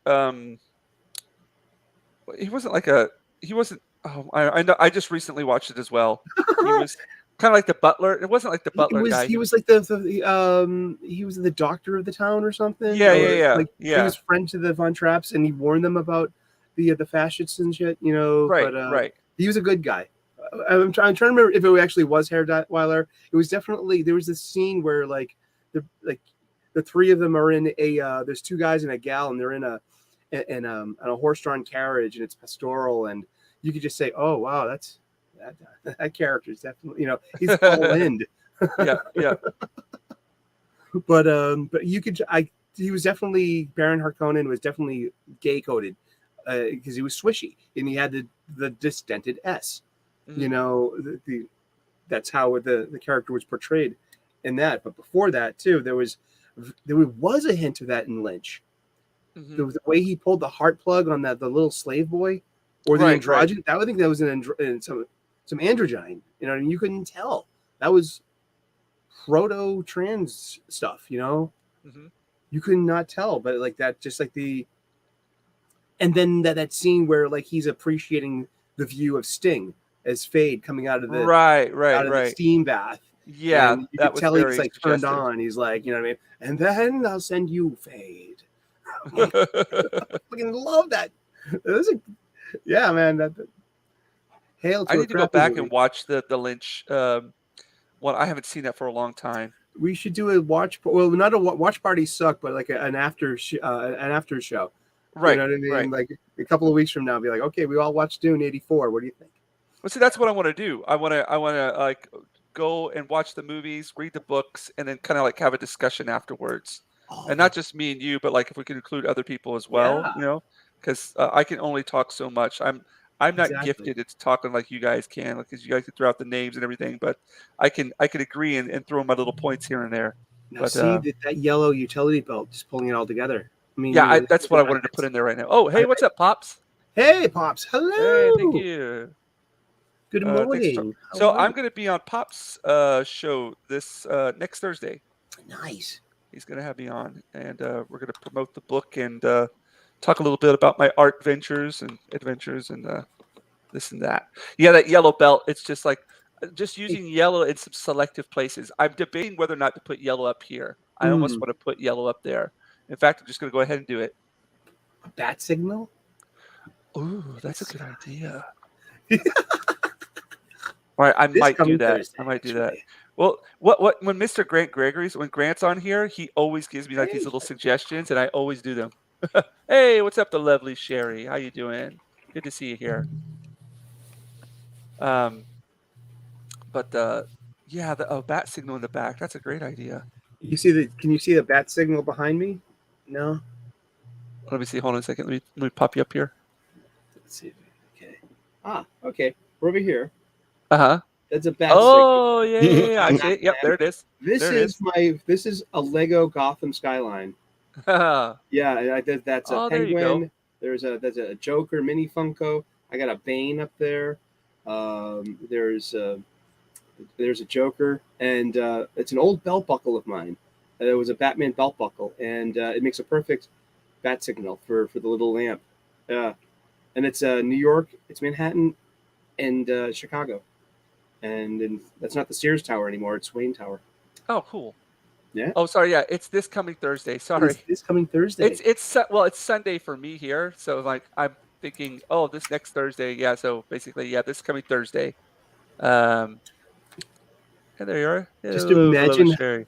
these conversations when one of us are on Mars. Oh my gosh, it's gonna be completely messed It up. would be an 8-minute lag, right? Something like Yeah. that. Yeah. live chats are gonna suck. Holy wait, we covered that. No, he's on Mars. Literally. Oh, whoops. I'm sorry. I'm gonna throw myself up here again. There we go. Oh, yeah, this yellow in the back's gonna Here we go. work. Yeah. Oh, And I might suggest the symbol back there. I don't want it to compete with this symbol here too much, if you know what I mean. right. So maybe just like really, really like light back there. Well, That yeah, could work. like it's kind of obscured by the clouds. No Yeah. pun. Dude, this is fun. This is fun. I always enjoy doing this. Like I could sit and paint and draw my own. It's fun and all, but like just, having you guys around, just shoot the shit and talk with people in the chat. Talking about comic Makes it so much books. funner. Yeah. Yeah, and on that cue, I'm gonna leave because it's I'm at like 24 hours of being awake. Man. So, Yeah, Tom, thanks for making it out here, man. And I'll see you maybe this Friday or if you could just throw me some times that work for you, I'll make things work and we can have like a little chat somewhere down the line. That's cool. Yeah, probably these mornings or whatever. Okay, cool. Well, mornings for me, nights for you are probably the best. But all right. Okay. Yeah, Friday we're gonna be on Nick Weiser, right? Nice. That's right. That's this week, isn't it? Shit. Time is moving by way too quickly. So Pops on Thursday, Nick on Friday, and then maybe I have to double check McInerney's. I'm such a dick. I got to double check his. Did you hear his car got broken into? Mm-hmm. Yeah. Thankfully, they didn't loot him. Yeah. All right. Well. All right, man. It was good talking to you. Cheers, man. Get some rest. Yep, we'll do. And you guys have a good one. Even Batman needs to sleep. That's right. It's Upside down, true. of course. Yeah, huh? It's a yoga thing. Stretches his back. Keeps him. Back to yoga. I like the whole myth things of Batman where he's like, I get 3 hours of sleep a day. Stuff like that. Like I want to say something about Batman intrinsically. I love sorry, bye Tom. Bye Tom. Go Cool. And the Christopher Nolan movies.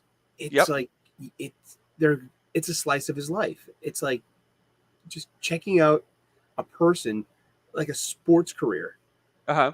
Yeah, it's like so Batman's life would only last about 15 years or so. Oh yeah, you can't go further than that unless you're exactly some kind of robotic suit that yeah. Well, what he basically has to do in the last one. Kind of, yeah. And I love that whole thing with the Doctor in Act 1. That was great. Mm-hmm. And but versus the comic book where you have to perpetuate this never-ending story, always be 32, right. You know, so you don't get that opportunity to tell this is what a real life Batman would be, a sports career. Right. Yeah, it would be like just be a baseball career. There. Yep. Yeah, he'd be like Cal Ripken. He would be an Iron Man. He would be very important, and he would know how to be conditioned, and he would know how to play the game because he's got a head for it. That's a good way to put it. Do you think? Okay, this is going to be a little bit controversial here. So, like for example, a manga, like one, it's set to a certain number of issues, and then it's done. You know what I mean? Love it. Yeah. Do you think that comic book characters could benefit from that style, where it's like, okay, guys, X-Men's, it's done after this 500th issue. No more X-Men ever again, and that's all you're left with. Do you think that's something that should be done in order to save a lot of these franchises from being polluted or being watered down or being? I know there's always the option. There's the possibility of them getting some kind of really good writer or creator to come in and work on them afterwards. But in the meantime, they've got to go through the whole sludge. I don't know. Just an idea. What do you think? I think that's a good idea. I like the manga style of completion because that's literal closure, Right. end of Right. the story, and you get denouement, which is your emotional release, and Mm-hmm. then the story's over, and then you can get back to what you were doing, living life. Right. Right. And but the modern superhero comics, it's interesting in the golden age of comics that they were more one and done, encapsulated stories, and there were very little examples of events from one comic to the other. That actually started. That wasn't a DC or a Timely thing. Timely Comics becomes Atlas Comics becomes Marvel Comics. So Timely Right. Comics didn't do that either much. Fawcett Comics did that with Captain Marvel. They had actually had a 2-year mystery of who the big bad was. You had this mysterious person in this B story stringing along, in each issue, and then you Uh-huh. have the revelation by the penultimate issue. You know what I mean? So that was like one of the first instances of like this comic book long form storytelling, establishing a continuity in a linear story thing. So by the Silver Age and the Bronze Age, definitely now you have story arc. Now you have 3 issues being the norm, and then by the 90s, that is the norm. You have 6 issues arcs in going to trade paperback. But the superhero perpetuation thing, it could benefit from the manga thing of like closure and then stopping the story, giving a fallow period perhaps. And if there is true interest, you return to it. Like, so look at Toriyama with Dragon Ball, 42 manga.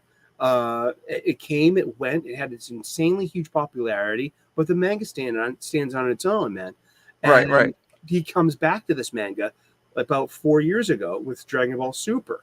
He's an older guy now, so he has an art assistant doing the heavy loading. And it's great work too. I mean, he looks just like Toriyama, but and it's not great, but I'm still dialed in. 16 volumes in, like almost 4 years later, I'm still buying Dragon Ball Super because I'm a big. This is going to end. There's going to be a last chapter, and then when will we get more Dragon Ball? Well, we'll probably never get new Dragon Ball again from Toriyama-san. Right. But I'm grateful that we're getting it again. Right. Yeah. Okay, that's a great point. And also another thing too, it's like you avoid the DC Crisis thing, the whole need to reboot, the whole need to upset the apple cart. You could just have a new story. Right. Same, with the same characters, different characters, same, a different universe, whatever. But I've always thought that continuity is like it is the sword that cuts both ways. Because it is a blessing to us fans, but it is such a bane, and especially when it's used as a cudgel, especially like lately. Say, well, look like stupid She-Hulk. I mean, everyone's over there bashing each other on the head with quotes and with expectations and with adaptation, and it's. I mean, there's no use being. We can't be happy with anything, or. Is it that bad? I don't know. I'm going to avoid it, but I just won't watch it because of who's making it. That's literally. I don't care. For me right now, I don't care how interesting or good it is. I'm at that stage where I'm not watching it because of a certain reason. Because of who's producing it, and that's just my personal. Like, if you watch it, it doesn't bother me at all. I don't care. But for me, I kind of have I hope you like it. I really do. I suggested it to 2 dear friends of mine who I think would like it. Because if I'm grokking this, what? I suggested the show to 2 friends who are normies that I think would probably like it. Because I have the feeling that it's more based upon the Byrne stuff than anything. So that is a comedy. That is breaking the fourth wall. It is a little absurd. And it's snarky as hell. But, that was 40 years ago as well. Right. 30 years ago. And so it's being put through a new lens. Right. And so, it's not made for me. But I know a few people that it could be made for, and I hope they enjoy it. And welcome to my world. sorry to interrupt you there. I'm really liking how this cape part is working right up Yeah, here. look at that. I like that. Like this style is just so I keep the initial like how rah. This is Just having fun great. here. I was actually I think it's upcoming this week in my my weekly 3 Uh-huh. p.m. U.S. Eastern. We talk about comic books on my channel. The value of light values. Yeah, You know yeah, where they come from and like what exactly. are the. I got a nice little. I saw a printout, a PDF of a printout that they give to high school field trips from I think it was from the Philadelphia Institute of Art or something like that, or one of the Yeah. museums, and Mhm. it has a blurb about light and Yeah. about the four modes of light, full, Yeah, and right. where it's and just like it's such an underappreciated part of forming a panel because you Mhm. can tell when it goes wrong. You can tell when somebody doesn't know how to draw right yeah. Sometimes I think I'm guilty of that, like, right I'm, like, drawing something, I'm like, "Dude, I shouldn't be drawing this right now, I don't know what I'm doing, I need to do more research. What the hell am I doing here?" And then, Well, I ooh, yeah. nice glove. And now I see the glove coming out of the shadow. See, this is Oh, yeah, great because right that's there. yeah. Yep, And yep. but this is like what? This is 1/4, 3/4 lit, correct? Yeah, basically, so I've got this lighting that's coming over from this direction, Yeah. but I've got, like, this kind of random lighting that it doesn't I don't care where it's coming from, this is almost like an abstract part. But Mm-hmm. I'm keeping those places just because I like how they feel with the painting. Uh-huh. Could be a So street other yeah, it could be that, or it could be lamp. like a hole in the ceiling, or I don't Ooh. know, you know? Yeah. I don't know what it's I don't know, it could be moonlight, whereas this yellow back here is a different kind of light, Mm-hmm. and I'm almost wanna have that coming through his cape here and reflecting on some places. So I'm just like jazzed with this. I'm not really thinking I don't have a plan. It's just Right. go it kind of evolves as I'm going Ooh. along. But I have those things in mind as I'm painting it, like, okay, where's this light source coming from? I Is heard it a reflective saxophone in my light? head when you said that. Like a Sonny Rollins player. There you go. Yeah, man. Oh man, speaking of jazz, have you've seen the movie Whiplash, right? I haven't. No, I'll put that on my list. What? Oh my Yeah, gosh, it's so I'm good. woefully behind on modern Oh movies. man. Okay. So I was talking to that is one of the movies from I think it was made about like 6 or 7 years ago. Uh huh. But within this timeline of like the last 10 years, that's like one of my top films that have been made in this like these last 10 years. It's just really good. But it's all about jazz. Well, not just all about jazz. What am I It's talking about? is that the It's one with it's J.K. about Simons and yes. like a drum line Oh, leader and he's oh, demanding. demanding is putting it nice. Like the guy is totally Sparta. Like one of the greatest lines is like, oh, I'm horrible about quoting things, but it's basically like, um, "Good job" is one of the worst um, things you could say to someone. Hmm. Like one of the worst expressions in the human language, or something like that. I can't remember what the exact quote was, but just basically saying, "Oh, good job." It does nothing for the artist. It's just a very shallow compliment. Hmm. It has no heart to it, and it gets the person to make them feel like, there's nothing that they can improve upon. But I don't know why I'm saying that right now. Well, oh, we said jazz. That's why. Yes, jazz. Yeah, yeah. Batman Jazz. Sounds like a good Batman title. jazz, bat jazz. Bat Jazz. Bat Jazz. Because I There's almost another want to, reason. Good. because to pop out this glove a little bit, I almost want to bring in some yellow Veteran. in here as well, and kind of break up the cape because this is a shadow of the cape. Hmm. But I don't know. I'm just like, again, I'm just messing around, and if I don't like it, I'll cover it up later. Right. But I feel like for me, if like That's nice. something It kind of says matches the light source behind him. that's what I wanted to do, Yeah. and Okay. so I kind of want that to whenever you're thinking about shadows and light and everything, the Yes. light and shadows take on a form themselves. Hmm. So the shadow and the shape of the shadow is an abstract form in itself, and that has to work and balance throughout the picture. So the shadow doesn't always have to work with the the realistic expectations of what a shadow should be like. Okay. And this is something I found out from a Frank Frazetta um, interview and his kind of workshop that he did.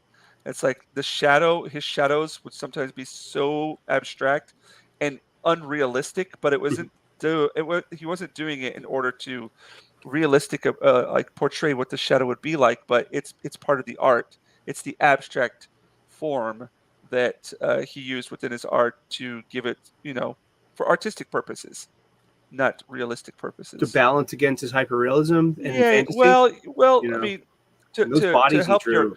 to help you move your eye around and through the Mm-hmm. picture, because you also have to, you know, where because I'm kind of not liking this yellow source right now, but Mm-hmm. I might breaking up with this right here, but I'm because the picture stops right here. This Mm-hmm. form, it doesn't help.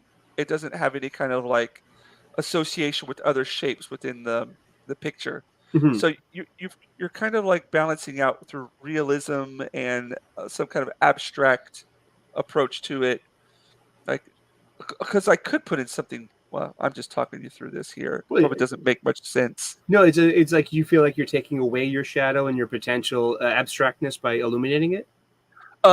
Yes, and breaking up this form. Mm-hmm. So I need to make this form continue. So it goes off the page and it comes back in here Mm-hmm. and it moves your eye around the picture Ah. and it doesn't bring it to a standstill. So whenever I do a picture, I always have in mind, like, is it moving the picture around? Is it taking your eye and moving you through the composition? And that's why people say there's like a lot of dynamicism and movement within my artwork, Mhm. because I do that on purpose so that your eye is going in and out of the composition, in and out of the frame. That's So you're nice. you're you're not always stuck within the frame. You're moving in and out, and the shapes bring you to other parts of the picture.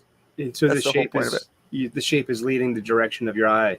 So if I feel the shape isn't working, then I cover it up or I do Uh-huh. something else with it. Yeah. Which I might do with this one. I'm not sure. I haven't decided yet.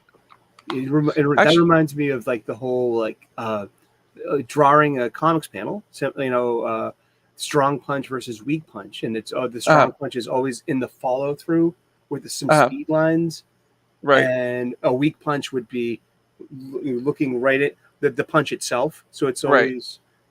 it's always the impact of the strike, I guess. Uh-huh. I got you there. I'm going to bring in some shadow here and kind of pop out his torso. Nice. Yeah. Yeah. Oh, I hope you're having a good time here, Eric. Oh, I I'm know I hanging am. out. Yeah, you are Yeah. too. I mean, like we're having a great time. And smash that like button, like and subscribe. Yeah. Check it out, and Well, check out James's. I'm Throw the almost link. at 200 subscribers as well. Yes, So that's if you great. guys haven't subscribed yet, or if you want to throw out the word to people, I don't really care about subscriber counts or anything. I It's nice. Yeah, Yeah, yeah, it yeah. means that people are actually listening, and like Yeah. sometimes I get But if you do comments from subscribe, I consistent appreciate it. people, and it's like I feel blessed and I'm grateful, Yeah, and it's nice to interact with other geeks, exactly. and yeah, it's this is really social media. Right, right.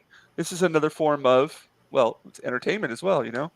Yeah. Not that I consider myself any kind of entertainer, but I just it's a way for people to, you know, uh escapism. Yes. Like Because be part of this journey. I I honestly say, like, I will listen to YouTubers before I put on a TV show or a movie. mm, I'll just try to find somebody who's doing something on YouTube, and then if I don't see anything that's really going on, then I'll try to find, like, a movie or something to put on the background. But just people shooting the shit and talking about things is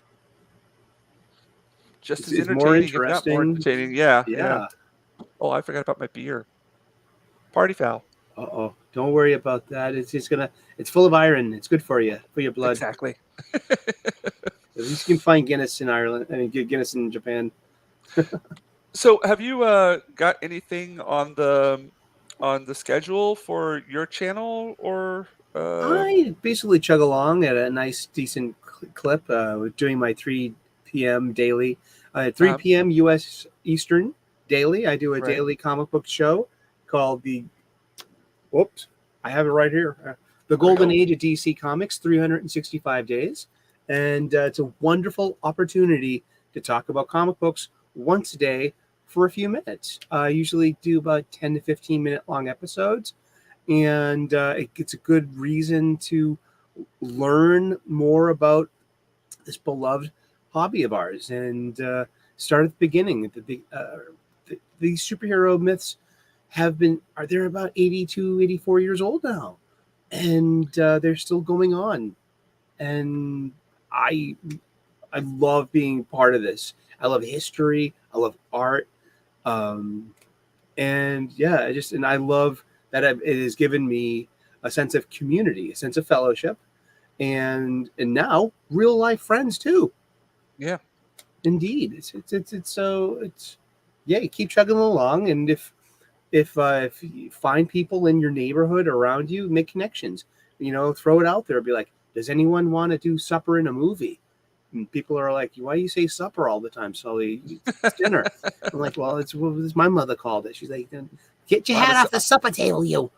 I'm a supper guy as well. Yeah, I like supper. I Oh, love yeah. supper. And yeah, I mean, geez, meet up. Yeah, Exactly. yeah. That's one of the things I'm really looking forward to, going out there on the trip and just meeting up with people and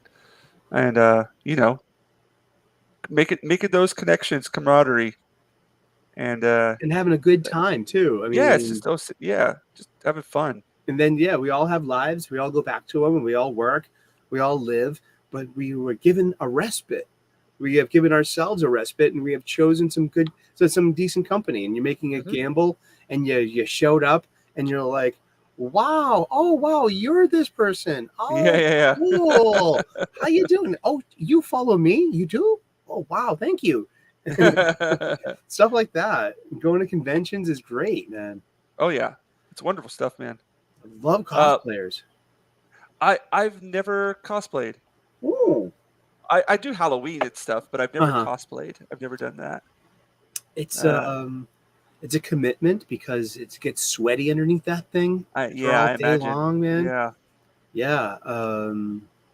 I'll tell you, like, yeah, I was hanging out with Dr. Rachel Lindbergh, who's a big into the geeks and She's gamers the scene. she's the Sauron girl, right? She saw her in cosplay, and she Yep, makes her yep. own cosplays. She was the belle of the ball literally Mhm. on Sunday. She has a mashup interpretation of Belle from Beauty and the Beast, where she calls it Battle Belle. And she Right, has a right. shield and a sword. Let me tell you, so many girls were coming up to her, stopping her for pictures. And there were a bunch of little girls in yellow dresses as Belle. And I got to see two of them. I was like, hey, go over to my friend. She's Belle too. And to see these kids light up when they saw someone like a grown up in the same Right. costume. That's like the value of cosplay. Like I saw like this 9-year-old kid who made he was with his dad who was a Clark Kent. You know what I mean? Mhm. He had the open shirt with the Superman T-shirt underneath Yep, it. You know what I mean? yep. Wicked cool. But he had made his own Star Wars Scout Trooper armor, and Mhm.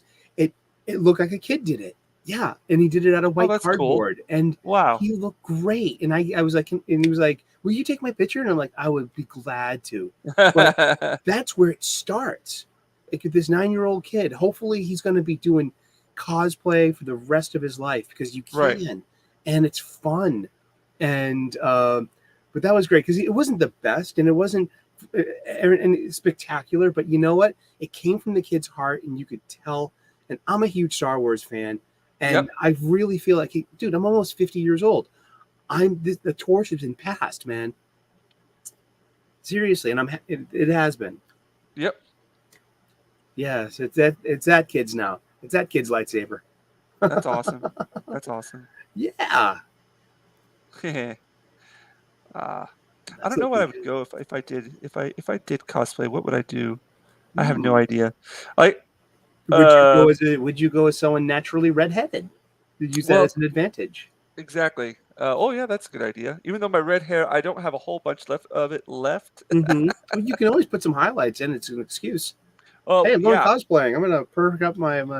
yeah. I'm gonna amp up the redness. I Yeah, wonder what I would go as. I mean, Wally West. as in the traditional Kid Flash outfit. Ah, You know, because he's got the headpiece, his hair is exposed, and yeah, that could be cool. I love Wally West. That old Wally West outfit, that first Kid Flash outfit, it was great. Carmen Fantino designed that the original Flash outfit. Sorry, the Silver Age Flash outfit. Yeah. That Space Age one, that Barry Allen, the red Oh outfit, yeah, with yeah. the lightning bolt around the waist, and the simple logo, that iconic logo that's lasted all this time. And he also did 2 variations of it, which was in Kid Flash and Reverse Flash. I mean, I love Reverse Flash. But yeah, I mean, what a great design to that. It's simple. It's the same thing, just colored differently. That is like I'm always so impressed by all your knowledge, dude. I almost like want to. You should write like a book. Yeah, no, The Encyclopedia of Eric. I'm making. I'm happy doing this YouTube content and building. I'm building an audience, I guess. I mean, because it's like I have a day job, and I just want to express my love of this because I have an opportunity to. I mean, yeah, this is great. You got a microphone, you got a camera. It's all there for you, isn't it? Decent internet connection, and you start from the ground up. And yeah, unless you're Brie Larson, you can have a huge channel. Nah, she's all right. She's the prettiest actress from the ankles up, I swear. Dude, you know what? For the ankles up. You know what movie I watched the other day again? I don't know how many times I've watched this movie. It's her best performance. Do you know what I'm talking about? Scott Pilgrim? Yes. I love her as Ivy. Oh man, it's Envy. Perfect role for her. Envy's a great name. Yeah, it's perfect. Like her role in that movie, and so that's what I thought of her as. Like, and the next movie I watched her in was what was it called? The Room or Room? That's where she won the Oscar for that. It was like and thing. I was like, oh my god, this is the most depressing movie I've ever seen. Like, I was just, it's so dark. I don't know. Have you seen it? Hey, Bandito's here. Oh, hey, what's up, man? Oh yeah, I sent you the link in Facebook. Yeah, hop on in, bud. Come in. Where am I at here? Let me check something here real quick. And it's only 12:20. Yeah. Oh, there we go. Okay, cool. Yeah,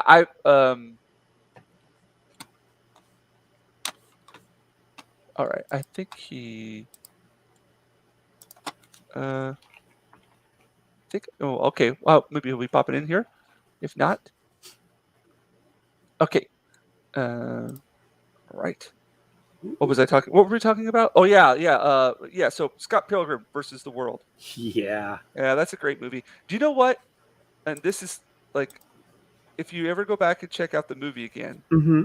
When I first saw that movie, that was the first time I remember seeing Chris Evans in a movie. And the first thing I thought was like, ooh, this gotta be a cool Wolverine. Because he had like the whole lamb chops going on. Yeah. And that rough talk that he had going on. He was the skater. It was the skater boyfriend, right? Yeah. But like the way that he was talking and the look, I was like, dude, this guy could actually be a good Wolverine. And they ended up being Captain America, and then they brought in Hugh Jackman for Wolverine. But I will still stick to it to this day that I think he could have done and pulled off a really successful Wolverine. Mm-hmm. If he would have gone with that kind of personality that he had in the movie. Did you ever read Scott Pilgrim? No, I didn't. I didn't even know that existed. And then it's Canadian manga. It has it has manga values. It's 6 volumes. It's a complete story, and it's a really nice, consistent art style. Brian Lee O'Malley did it. It was on Oni Press. It was he made mint on that. He's like one of the huge success stories of like being an indie darling. I got his second book. It was called Seconds, and it was about a young chef struggling with her restaurant in Toronto. Yeah. And so I had a personal angle in that story, being a chef. Right. It was decent, you know what I mean? It had, I got it when it was in hardcover, so I paid, I guess $30, so when it came out. But it's not very rereadable. And now is this And his not Scott Pilgrim, right? A different one? yeah, well, both of them. I mean, I have Scott Pilgrim. I'm like, I Right. look at these. I have their digest form. They're manga. Uh-huh. And they're also about $14, $15 each, and I get 6 of them. So that's like, Wow. that's like, $90. what am I going to do? Throw it out? It's $75 Exactly. worth of comics. Yeah. I mean, maybe I can bundle them and resell them. Well, that's what they do here in Japan. Really? You take it. Yeah, you take your manga after. Oh, welcome to the show, Hey, Bandito Bendito. Bane. Hey, Hey, how's it going, man? Hola, Hi. hola, Coca-Cola. I'm doing okay. Just Awesome. got. I'm not letting you guys see my face this week because I had surgery and I'm high on painkillers right now. Oh, Well, no. I hope you Oh, recover no. very well. Yeah. Did everything go okay? Yeah, everything's okay. Yeah. It was May you bear your pain like a Spartan. Ow, Yeah. ow, ow. Skull. Exactly. Yeah. Yes. So here in Japan, yeah, if you go, there's a ton of like used bookstores, Uh-huh. and you go in there, and there's just a huge manga section. Everybody brings in their manga after they're done reading them. They Mhm. bring in their whole set in That perfect makes condition, sense. and they resell them. Nice. Yeah. So you see that all over the place. Definitely. That's a good So idea. All right. I don't know if they do that in the States or not, because manga was never a thing whenever I was in the States. It didn't become a thing until I moved over here. Mm-hmm. So I don't know what the whole system is with reselling them and all, but it's definitely very profitable over here. Indeed. Yeah. To look into that. Yeah. Actually, here in the States, that they actually sell the back issues of comic books, and people, and right now, I've seen comic book I've seen comic book shops sell back issues instead of new issues because they say they're getting more money from them. Right. There's a lot of my friend. He's a dealer in comic books, and he doesn't touch any of the new stuff. Pretty much, it's all just well, your silver, bronze, and golden age are basically like can't keep him. He can't get him quick enough. He says it's Yeah. slowing down a bit, but yeah. Yeah, and it really sucks. I mean, there are the Oni Press Scott Pilgrim. There you Uh-huh. go. Yes, there's 6 volumes. They're $12 each. So I'm not going to throw $72 out like that. You want me to throw you up on here? EVS. Oh, they're like that. Okay. Yeah. I So see. they are like mangas. Oh, okay. Yeah, I would Here, never here's read a- anything. Yeah, it's the same size, same kind of binding. it's done and in that style. It is. Yeah. It's cute though. It's a cute story. I love the art in it. It's black and white. You know what I mean? Right. Oh, This that's is totally manga. Yeah. yeah. This is manga. 100%. I mean, yeah. It's Yeah. and it's melodramatic like it too, but it's big eyed and Right. but it's interesting because it does have that combat thing to it. It is it's not in this world. Right. It's it's basically it's in a video game without suggesting that it's a video game. I got you. You know what I mean? Well, It yeah. has video game physics. You could. The movie really portrayed that well. Yeah, Yeah, exactly. it did. Yeah, Yeah. I'm not even big on Edgar Wright's movies. And actually the last time I watched Scott Pilgrim, I was like, oh, I mean, Knives started really annoying me, and I watched this movie a lot. Like 10 years ago when it came out. It's one of those movies. Like the different characters will kind of, depending what point of your life you're in. Like Mhm. maybe the different characters you can associate them. Depending on where you at in your life and what kind of Yeah. experiences you're going through at the moment. But Yeah, knives. I always get a chuckle out of like just just the like really small random things in that movie that are very subtle. I always get a good laugh out of it. I always enjoy it. You punched her highlights out. Exactly. You punched her highlights out, or how like the other um the other Scott. There's two Scotts, right? Yeah, yeah. And he's like they're at the first band competition, and he's like kind of singing along with them, but he says the lyrics wrong even though he's always with them. And it's like you know how we're always like that too. We're singing our favorite song and we're like we get the lyrics wrong, and it's like just like that kind of thing, like, oh yeah, oh no. Whoops, wrong I one. tell you, I had both of the soundtracks. Oh, Yeah. it's kick-ass music. Yeah, It's good. Yeah, Beck did that. Sex Bombs songs. Yeah, yeah. they're all Beck songs. Yep. I feel kind of sorry for Oni for right now. For right now, because Oni Press is going bankrupt. They had to lay off a lot of staff. Yeah, maybe they can, unload their catalog and get something out of it. Yeah, I mean, it's You tough guys to know be a what Oni publisher, means, man. right? Oni means it's a demon. Yeah, Yeah. devil, demon. Yeah, Okay. Ogre, actually. ogre, Oni. You're ogre. Yeah, But I mean, like, yeah, I mean, it's publishing. It's like, yeah, how to make these stories, how to sell these stories.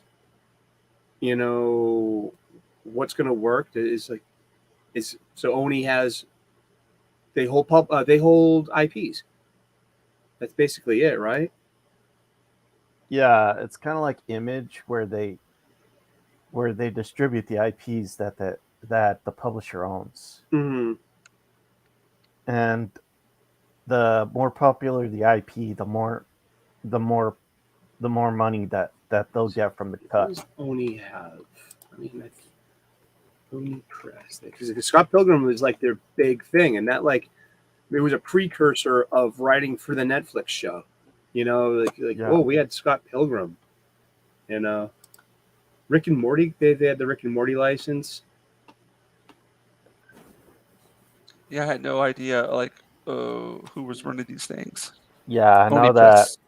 I also know that Valiant is losing a lot had their staff too, and I'm not surprised when they have Heather Antos as their chief editor. She was at Fan Expo Boston, and I wanted to say hi to her. Just I wanted to hear the voice of the enemy. I wanted to meet the big bad. I wanted to look her in the eye and be like, "Hello, Miss Santos. Have a good day." I pussied out. Yeah, but, I would. Yeah, I did. Like, she was minding her business, doing her thing. She had a table. She was on the junket. Apparently, she was at the other Fan Expos as well. But yeah, she was just there in the artist row, in the comics corner. That's about it. Yeah, Donnie Cates was there. I was nice to everyone. Yeah, I was gonna wear one of my Froggy shirts in all caps. Yeah. Everyone I was with was wearing Rebellion shirts, Drunk 3PO's brand for Gina Carano. And I didn't. I wore my own brand. I have that T-shirt.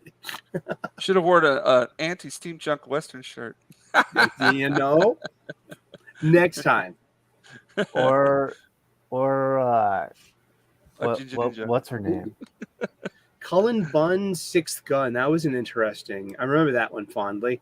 And also Greg Rucka's Queen and Country was an amazing. What's up, Joe's Atmosphere? Hello, Joe's How's it going Atmosphere. there, How are you? You should have worn a fiendish shirt. I wish. D3 I haven't got my of copy Geek of Fiendish yet. I'm waiting patiently. Speaking of waiting, I need to go over here and approach this arm, but I haven't decided what I'm going to do with it yet, so I'm kind of avoiding it, which is a pussy move to do. I need to hop on it, but oh well. You got I just I just like doing this definition of this hand in here. Yeah, Yeah. but Tony had a merger in March of 2019, and they merged with Lions Forge Comics. And Oh, hey, what's up, Ozzy ASMR Multilayered? How you doing there? hey, Thank you. Thank you. It's coming along. It's the first time I've ever drawn Batman, so it's kind of like well, it's the first time I've drawn a lot of these characters. But I don't know if I gave you guys the explanation of why I'm doing this, but the Comic Con, the artist expo I went to back in June, oh wow, they a lot of people, nobody really did their original artwork. Everybody was just doing like replications of like they're doing like famous characters or well-known characters, and they were selling that work. Like there was a couple people who did the original stuff, but they were like really big time people here. And then I just like I had all my original stuff. I didn't have anything that I had done that was like a. The only thing that I had done that was of a character that wasn't originally mine was a picture from the Northman. mm-hmm.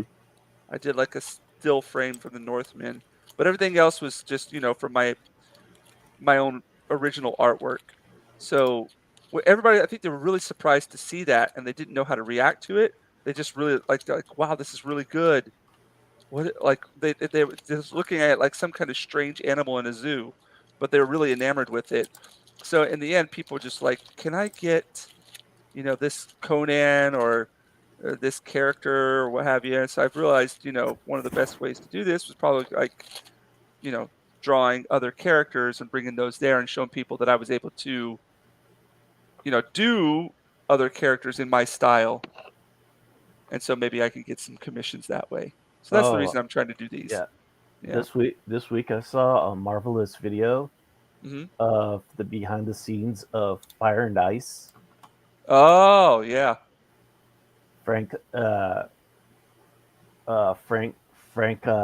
his name? Frazetta's.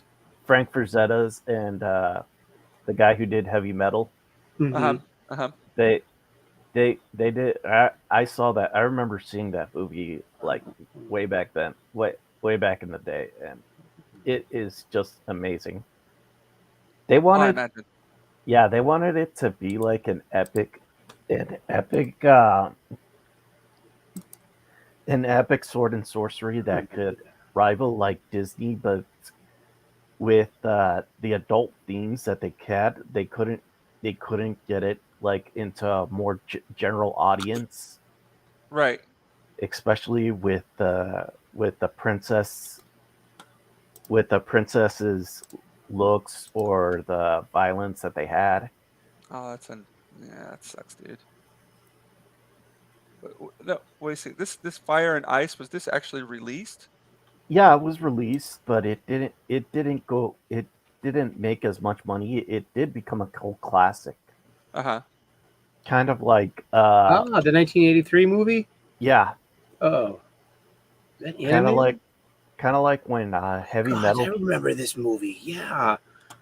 Oh, they have these like stunt scenes. It's called Fire and Ice. It's Conan the Barbarian style fantasy film. I've watched a ton of those, so it's not ringing a bell. That's weird. It's a Ralph Bakshi movie too. Ralph Bakshi movie. It's they did this thing with entirely rotoscope. Yeah, I remember this. Yeah. Oh shit, I haven't seen this forever. Yeah, man. Yeah. I remember seeing like the stunt stuff. They would have actual stunts, and then they would draw over them to get the accurate, kind of accurate. They called it rotoscoping. Okie dokie. That's what they did with the Hobbit movie, right? Yeah, they did. Yeah.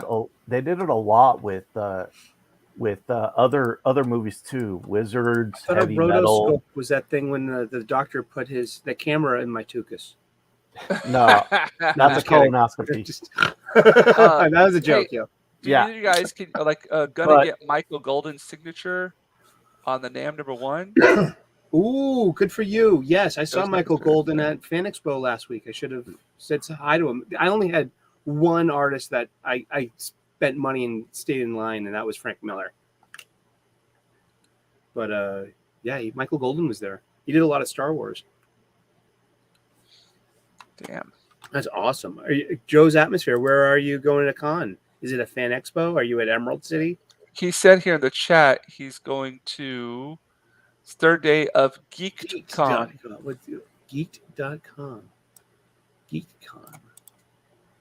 Look for that. Yeah, I remember last time they had Emerald City was EBS said something about they had all these different kind of mixers except they didn't have like white artist mixers. And I was like, okay, that is very Shreveport. racist. Yeah. Wow, that must be cool. Must be is it humid? Oh, where's he at? Shreveport, Louisiana. Oh, there you go. That's where the GeekCon is. Really? Indeed. I need to I bring heard this. that Shreveport's very nice. Heard it.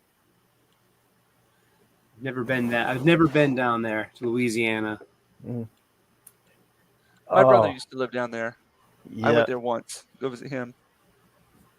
I saw a few pages of the new Punisher that's coming out, and I'm like, oh god, you guys are really destroying this character. Mm. I mean, you give him the personality of a school shooter. Oh no.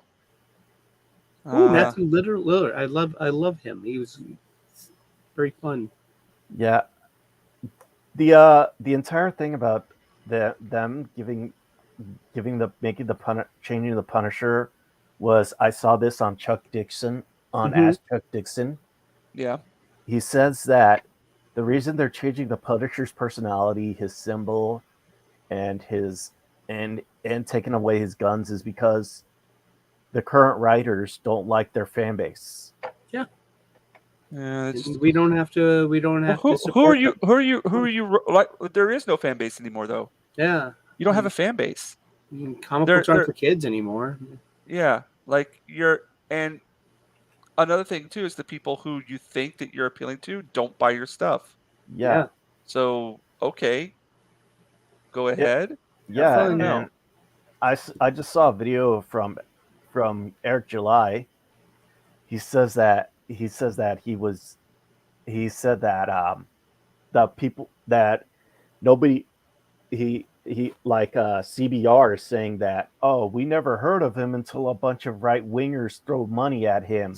Yeah, I saw that as well, man. Like, stop calling people.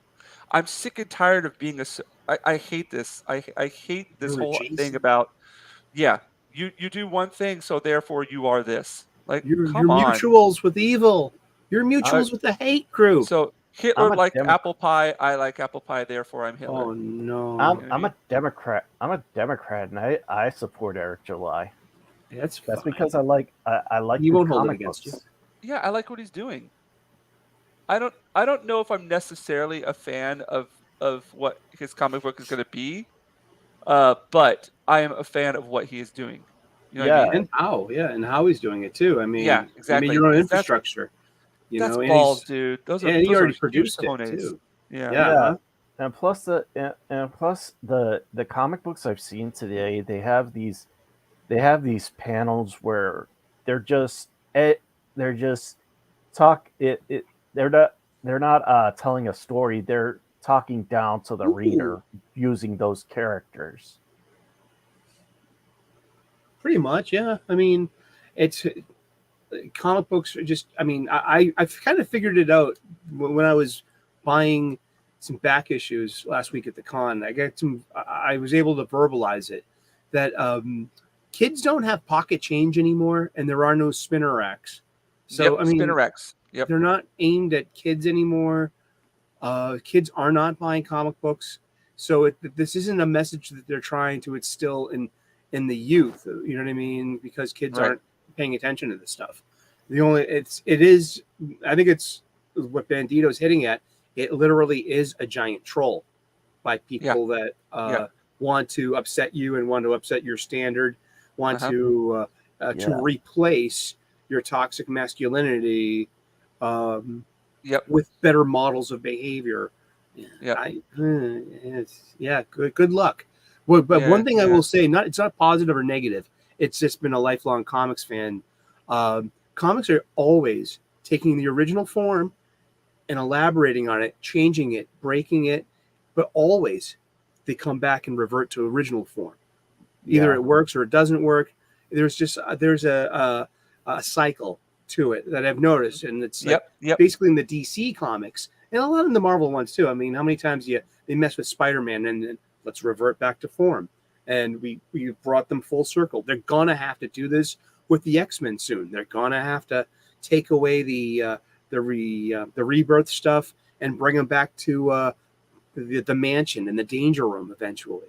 They did the same. They did the same thing with the Clone Saga. Mm-hmm. That entire retcon, and they're probably going to have to do that with One More Day because people loved the wedding. The Peter Parker and Mary Jane is one of the biggest comic book romance since Clark Kent and Lois Lane, and they're probably going to have to revert back to that soon. Yeah.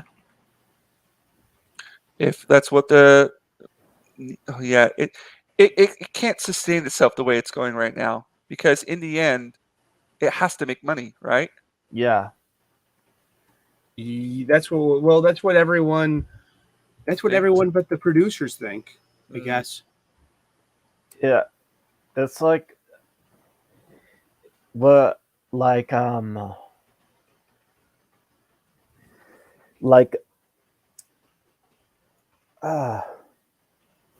damn, what was I gonna say? The meds are kicking in. Yeah.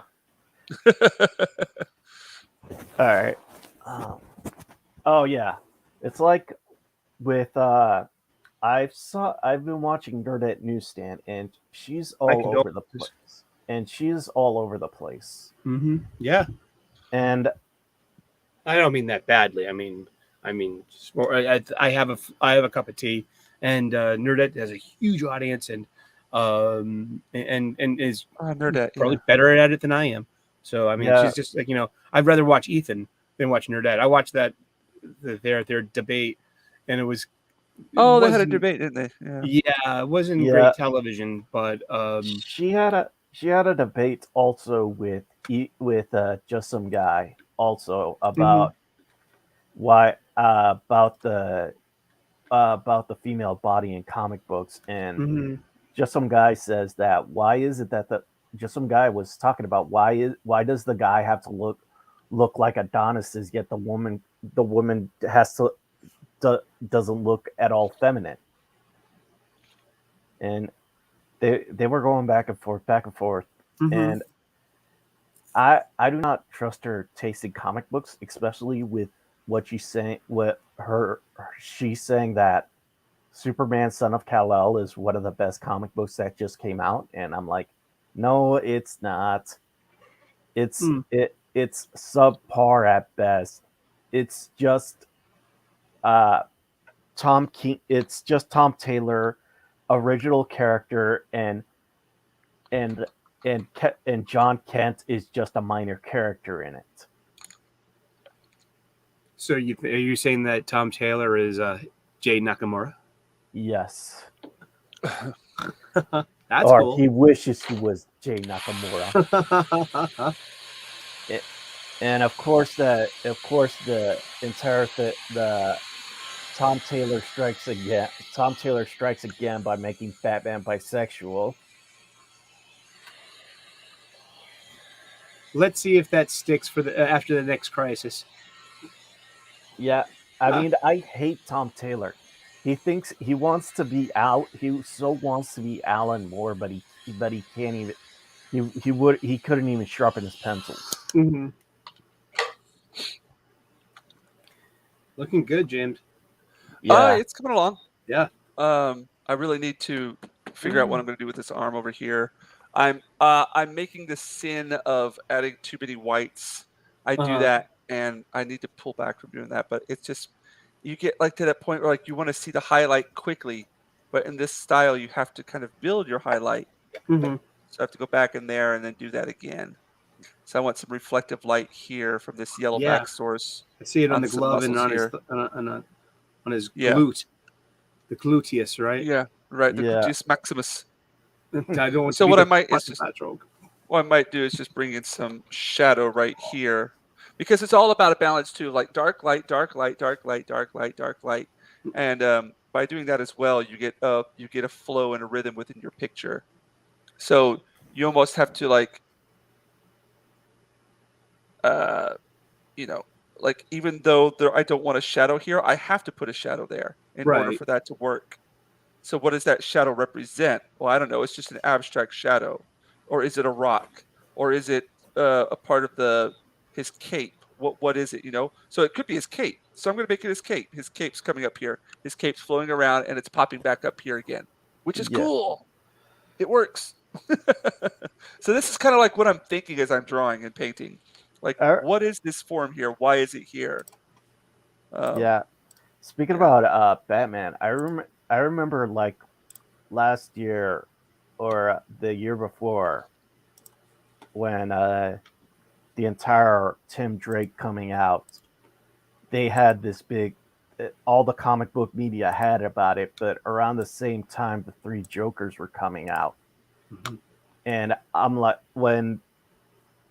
but all the comic book media was only after Tim Drake coming out. I'm like, why aren't you covering the three Jokers?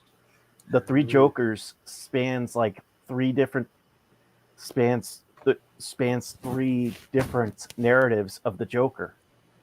It could bring in it could bring it could bring in new comic book fans who are interested in they'll like they'll bring in like death. They cover three big events: death in the family, um, the Killing Joke. And especially with the movie too. Yeah, they could they could have instead of like deciding to to do like guess who's coming out this month. Cover the three Jokers. Yeah, I mean that's just something, that whole issue of like sexuality and coming out and revealing a character as bisexual or pansexual or uh I don't know, there's anything on the that's th- it's like they're milking it dry. You know what I mean? Yeah. They're going to keep on doing it and doing it, doing it, even though it doesn't make any money or it doesn't do what they're expecting it to. They're just going to keep on doing it until it's completely dead. Yeah, I mean, look at the entire John Kent thing.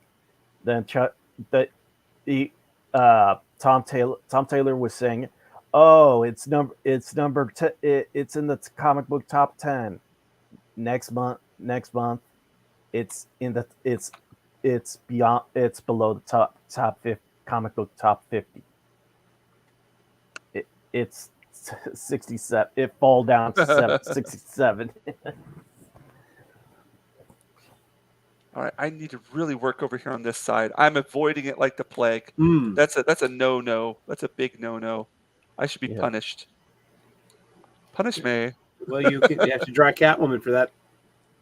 Ooh, I could Yeah. put her down here. I have her like her head sticking up right there. Wait a second. Well, I'll see. I'm gonna have to improve the highlights on the mouth over here as well. Uh-huh. Top those up, and then there's a lot of I'm going to take my time on this. I might not finish this tonight during the stream, but I'm happy with where it's going. I'm wondering if you could do a little bit more detail on the utility belt. Oh, I'm going to. Yeah.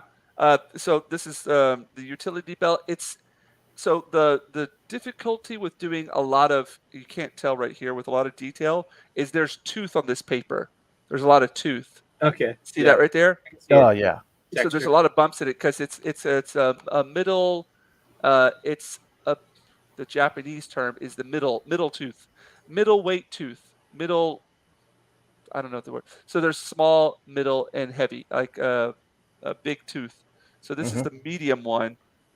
So it's not as good as coarse as the lowest one, but to get in detail, it's a bit of a challenge because of the bumps. Um, Yeah. and the tooth in there, but I think if I use a little bit more water, I might be because I'm avoiding water at all cost. So you got to really go in there and try to pop some things out. So I got this little brush. I come in there. So what I tend to do is for small details like this is wait till the end to do small details. Go with the bigger parts first, and then hit those smaller details last. Um, so that's probably something that I'll have to get to maybe after the streams are over, or if I can't finish it during the stream at the last part. Yeah. It's on the schedule there, though. A good point. Oh. Yeah.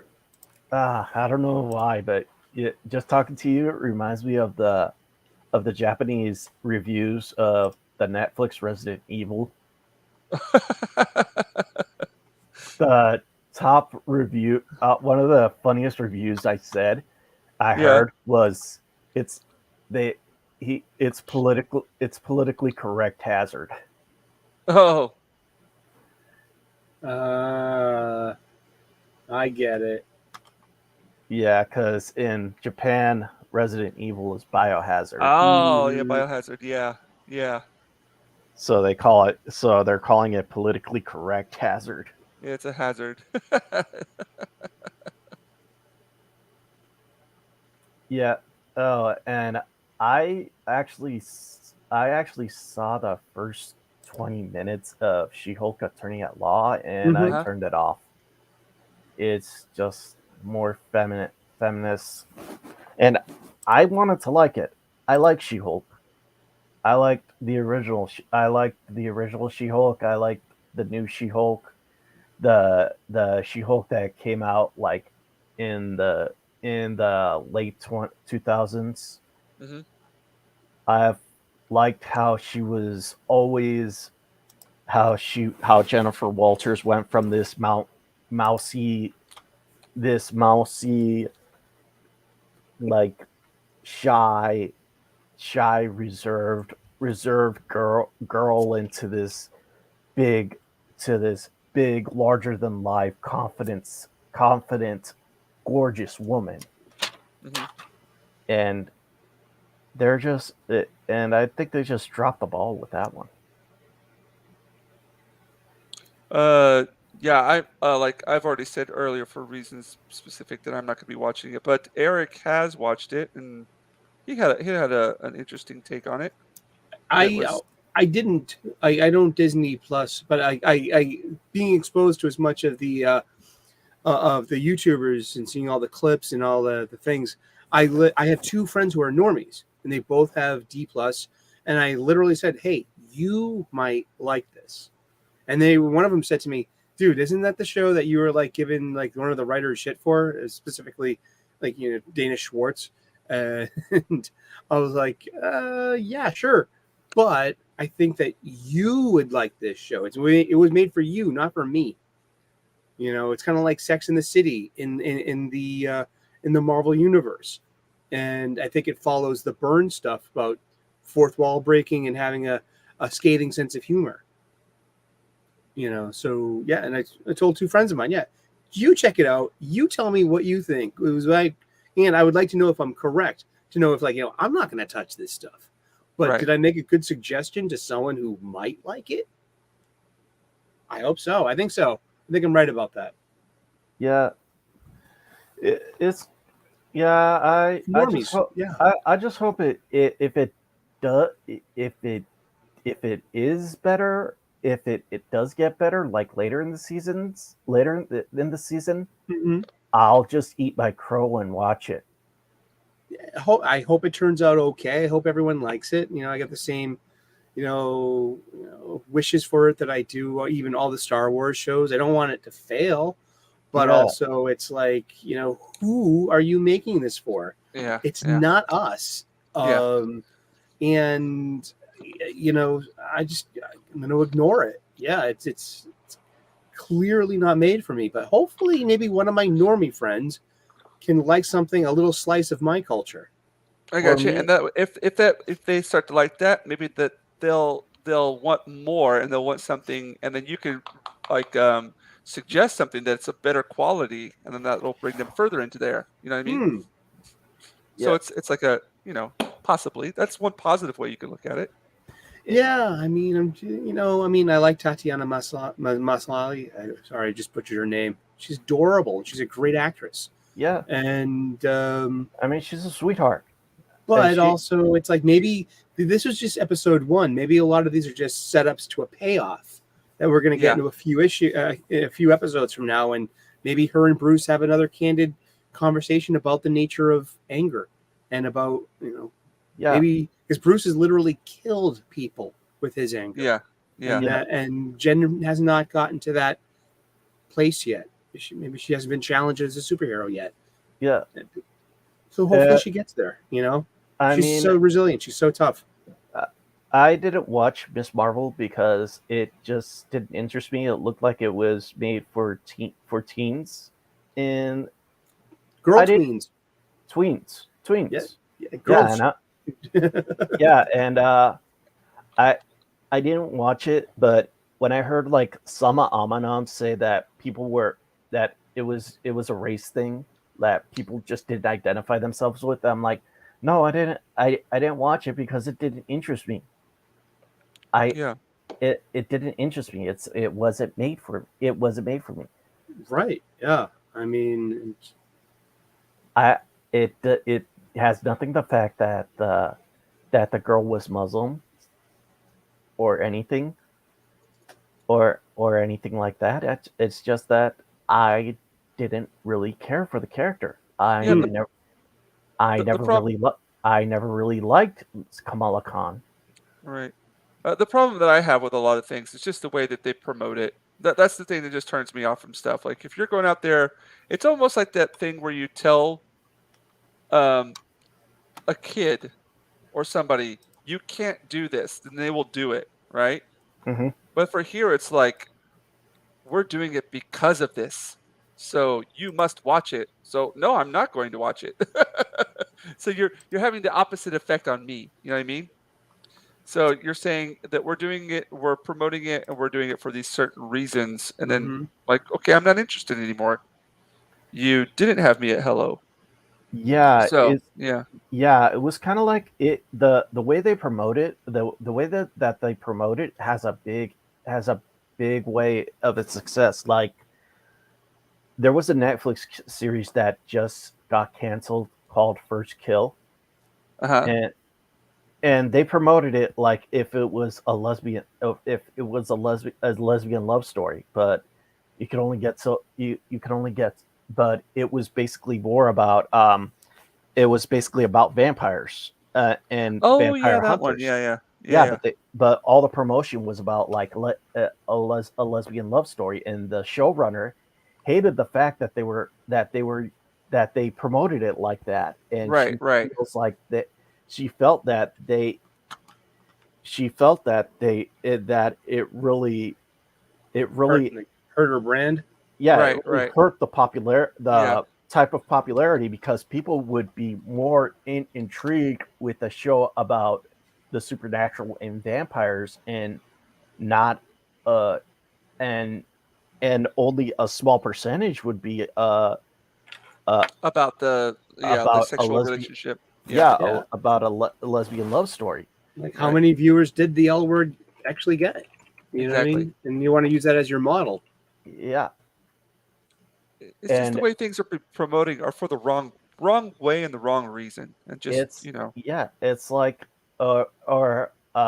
I'm a big gamer, and one of my favorite game series of all time was Halo. Hello. It is Halo, and I hated what they did to the series. I never checked that one out. I've never played Halo. I think I might have. No, I didn't. Halo, it was they they made it. They didn't like take any of the lore from Halo. Right. Instead, they got like the Mandalorian, the Expanse, and and smushed it all together. I gotcha. and one of the things that people were upset were like, okay, the Covenant is supposed to be the big bad guys, yet why are the UNSC being treated like the big bad guys? Does the showrunner have something against the military? Well, I imagine that could be a possibility. Definitely. Yeah, and plus, like one of the characters, one of the most popular characters in the Halo series is Sergeant Avery Johnson, and Mhm. he was black, but instead of like having him in the show, they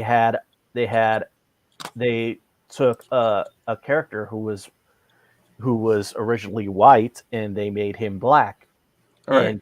and he and people were like, why is he black? Why Why didn't is you use the pre-existing black Yeah. character? Yeah. Why'd yeah you have to race swap someone else? What are yeah you, Yeah. a racist? Exactly. Yeah. bigot? yeah and they're like, What's wrong with you? and people Why are you taking this so seriously? exactly. yeah Yeah. and people were like Exactly. Yeah. people were like and people were like when Avery Johnson was in it, they were like, well, okay, why there? And they saw that Captain Keyes looked like Avery Johnson, dressed like Avery Johnson. They're like, okay, why do you have Captain Keyes dressed like Avery Johnson? Why isn't he in the series? And Um, they just completely screwed the pooch, and that really got it because the ones who did the Halo series is Paramount, Mm-hmm. and they did an incredible job with the Sonic franchise. They stayed faithful to the lore because they were the guys who were doing the Sonic franchise were big fans of the Sonic games. yeah. So they did everything they could to get it right. And it seems like the guys who were in charge of Halo couldn't care less. I think they pretty Oh, much they came don't out and care. said that. They Yeah. don't care how you feel. It's not about your feelings. It's Yeah. about them leaving their mark on culture. Yeah. And about, dude, it's almost like a terrorist cell mentality. There is no organization. There is no leader. It's about the ideology and keep to your cell and do your part of the mission. And if okay, you got Halo covered. You trashed Halo for everyone. Good. We're gonna do it over here to Resident Yeah. Evil. Okay, good, Yeah. good. We're gonna do it over here to Cowboy Bebop. Oh, you All got right. that? We're gonna go do it over here in Marvel Comics. And but it's the same intent. It is to replace the pre-existing thing with better. And is it necessarily better when I don't know. I mean, obviously they're not being renewed for second seasons, and they're not making much money. They're not, It's the scorched earth like the scorched earth thing, you know? You go through, you Yeah. completely destroy it, and you don't leave anything behind for people to build upon. It's just scorched. It's a scorched earth thing, and then I think that's basically the plan. Just yeah, destroy it. exactly. Just Well, yeah, destroy it. it's Don't leave anything behind for people to work with afterwards, and hopefully, hoping that people move on and ignore it and forget about it. Yeah. The People franchises. people do forget about They will, yeah. franchises, even though these franchises are timeless. It's kind of like they I were. I saw Yeah. the I saw Nerd Cookies, and she is very concerned of Amazon's Rings of Power because she is a big Lord of the Rings fan. Check. All right. Well, a difference between what we've seen with Lord of the Rings fandom and other fandoms is, I mean, we've seen how like the trailers have been ratioed. We've Yeah. seen like the uproar. Like there's been a huge resist from the Lord of the Rings fandom, more so than there was for other ones. Yeah. And Longer fandom. I mean, yes, that's an entrenched fandom that likes their brand the way it is. I'm and actually a Lord of the Rings fan myself. I'm not that big of a Lord of the Rings fan. Mm-hmm. I've only read like the trilogies and The Hobbit. Mhm. I haven't read the Silmarillion, but I do like watching the. I do like watching like the I do like watching the the videos of the history of Middle Earth, Mm-hmm. and it just really irks me because they want to put like basically they basically want to put like um uh uh they want to put my representation and minorities into a country where It didn't exist. yeah, and like Middle Earth was basically the Europe in the world, in Yeah. that world, in Tolkien's world.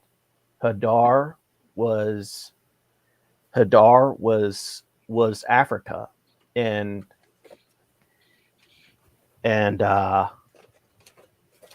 and the Easterlings were basically the Middle East and Asia, Mm-hmm. Mm-hmm. and they want and they think that it's okay because oh we're fighting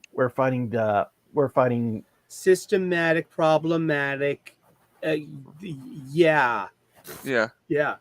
Systematic, problematic. Rah, rah, rah. We got to I see break it now. all down and replace it. We got to pull down these statues. We got to pull down Yep. Superman. Yep. We got to pull down Batman because these have been the fuel of the imagination of young boys for generations. Yeah. It's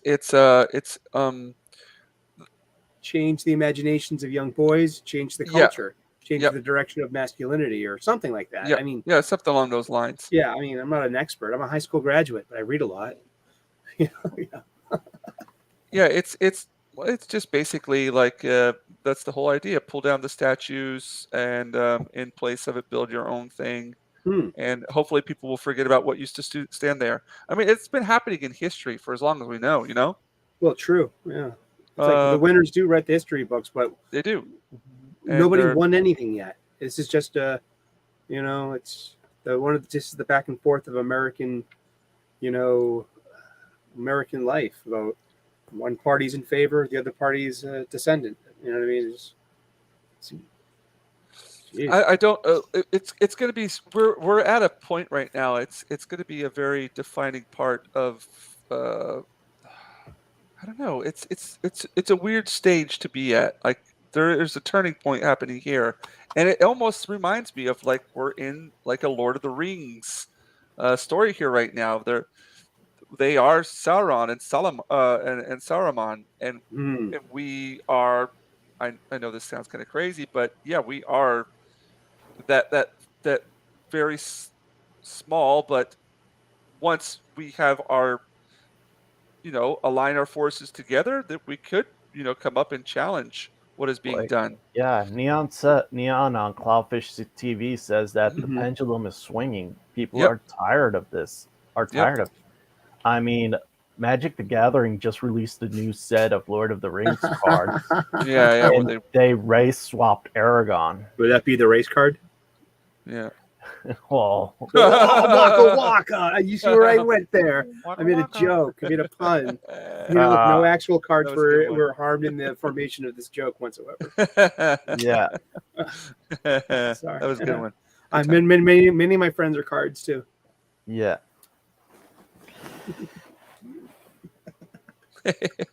I mean,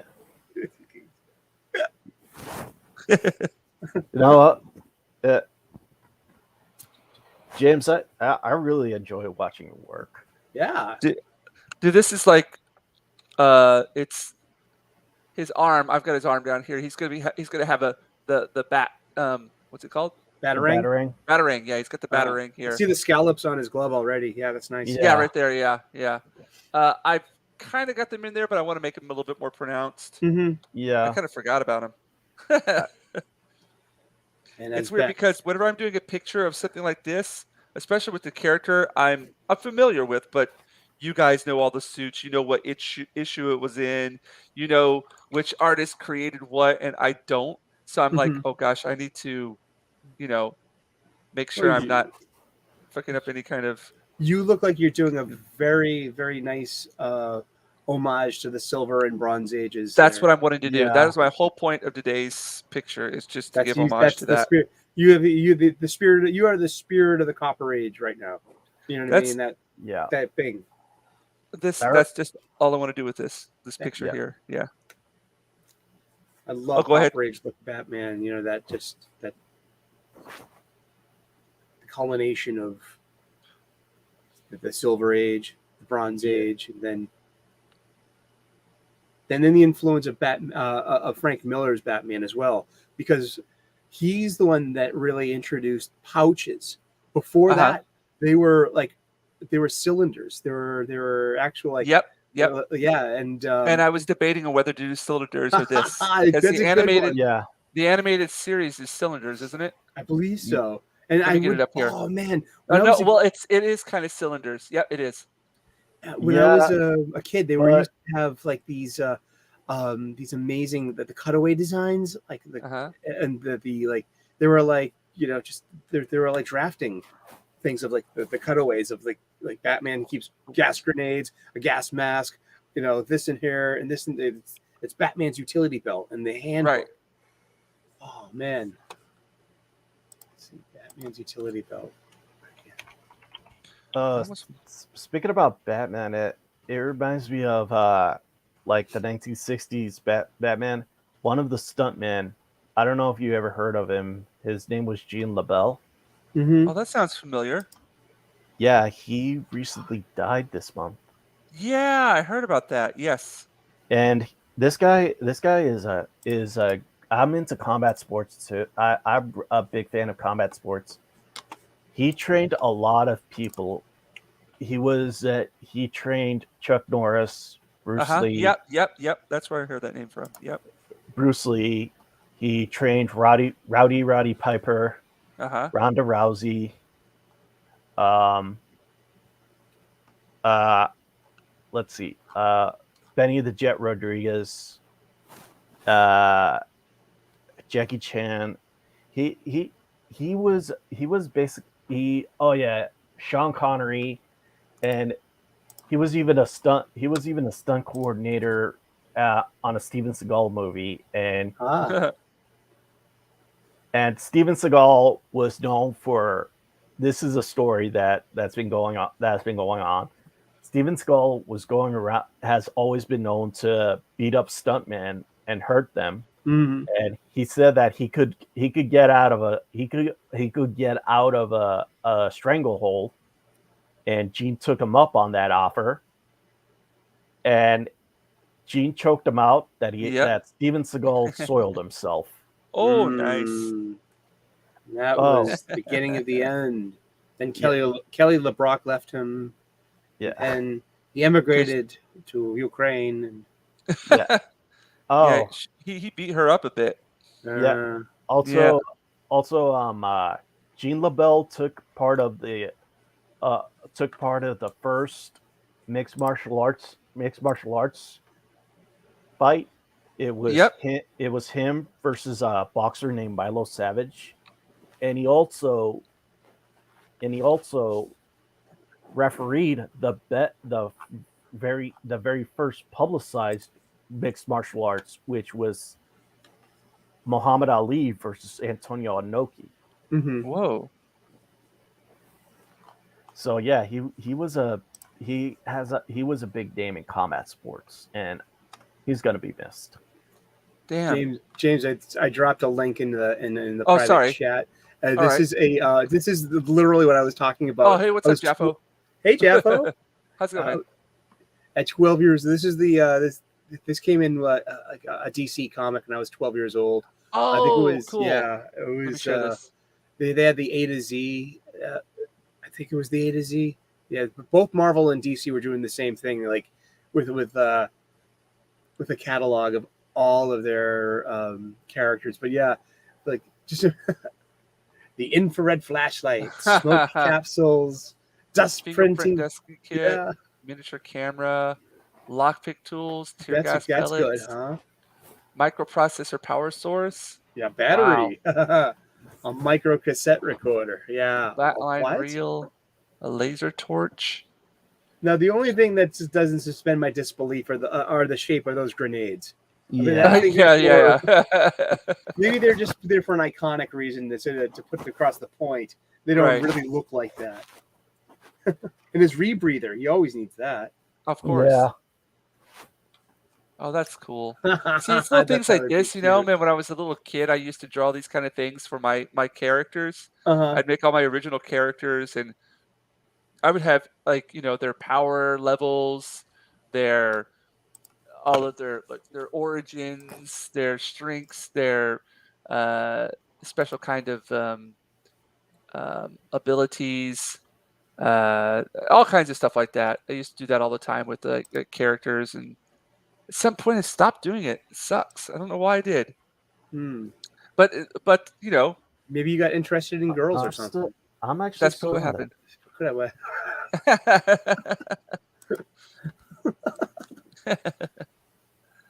I'm actually still doing that. Hopefully, with me recovering from surgery, I can start running again.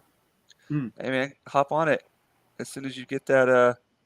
As soon as you feel that urge to do it, roll with it and don't stop. Don't let the ball stop rolling. Just keep at it, no matter like sometimes for these live streams. I start at 10 o'clock at night, so I'm already pretty tired as it is Mm-hmm. because I've had a full day of work You're or breaking something. up.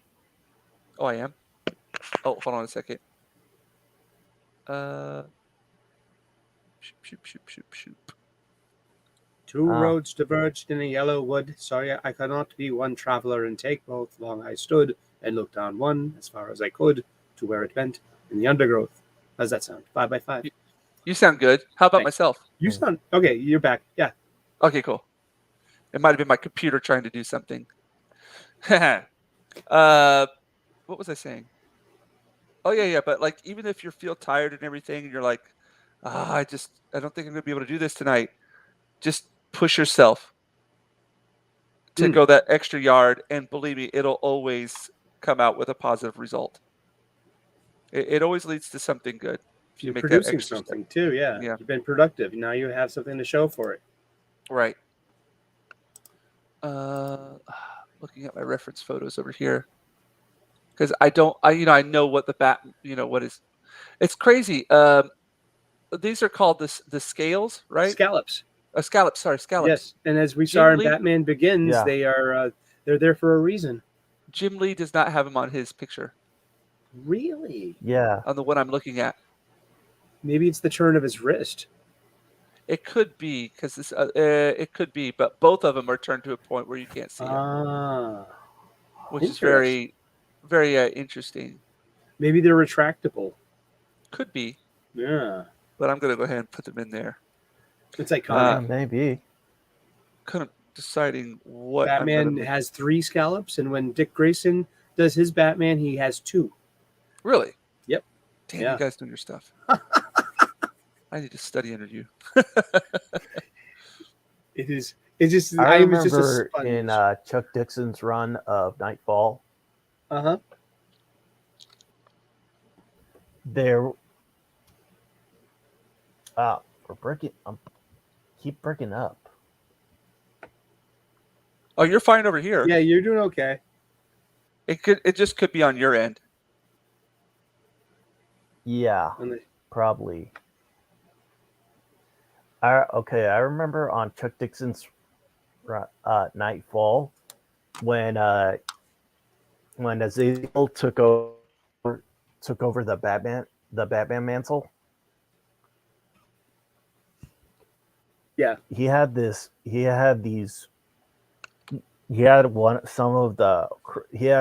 of the craziest, edgiest costumes I've ever seen. Mm-hmm. Oh yeah, it was great to see that go along because first he started out in Bruce's outfit, and then the first thing he did was put his Azrael gauntlets on that were modified, and from there, that's when that was just the subject payoff of the new suit which was completely not Batman, and it was a real interesting thing. He puts on the gloves. He kicks Robin out of the Batcave and bans him. Robin's on his own now.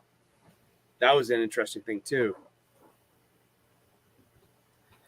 Yeah, and also led to the return of Bruce Wayne after he came back. After That's what I was talking about before, about this whole thing of original, then explode that and change it. But the comics will always come back and revert to form, because that's where you started, and that was, unfortunately, that's how they make you make new stories, but you need to put your character into peril.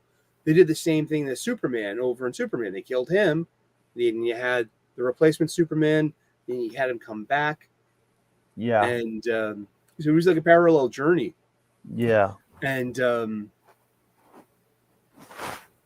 but yeah, I mean, just like, but Batman, slowly becoming recognized and losing this iconic look in favor of something a lot more menacing and maybe more suited for. It was a struggle for the soul of Gotham too. What was it? Is it Batman's vision or is it John Paul Valley's vision?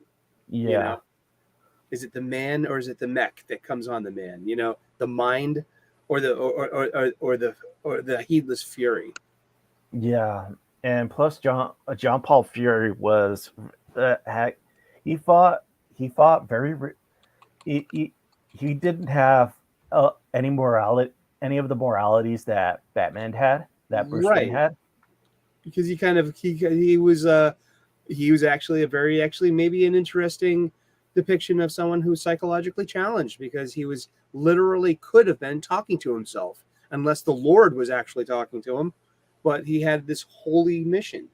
Yeah, and he had was it the Saint Dumas himself? That was his inner monologue and who he took his marching orders from.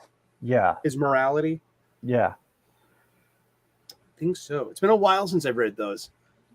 Yeah, that was one of my favorite Chuck Dixon runs. You wrote good Robin. Remember his Robin book? That was fun. That was good.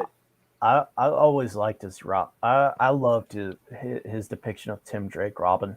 Yeah, he basically help invent the character. Let's see if he actually has creator rights. It's Tim Drake. Love the internet. Yeah, the internet's great, isn't it? Batman Weekly. It's so good for reference photos too, man. Like you're like, I need a reference of a person biting an apple under a waterfall. Oh, there it is. Marv Wolfman wrote A Lonely Place of Dying. So this is he was created by Marv Wolfman and Pat Broderick, the artist. So those were his creator credits. That's right. Okay, that was Marv Wolfman, but it was Chuck Dixon who wrote. Oh, Mrs. Flew. Sorry. Hello, Mrs. Flew. Thank you for stopping by. Appreciate it. Thank you. Yeah. Indeed. They're a great support. Mr. and Mrs. Flew. They're awesome. Yeah, it's like I love Tim Drake because he was like the DC version of Spider-Man in his early days. He had to juggle like vigilantism and normal life and the school life too. Yeah, he kept it all a secret from his dad. And until that one fateful day. Oh yes. Aww. The one where him and Captain Boomerang killed each other. Yeah. And I've always liked the romance between him and Stephanie Brown. Yeah.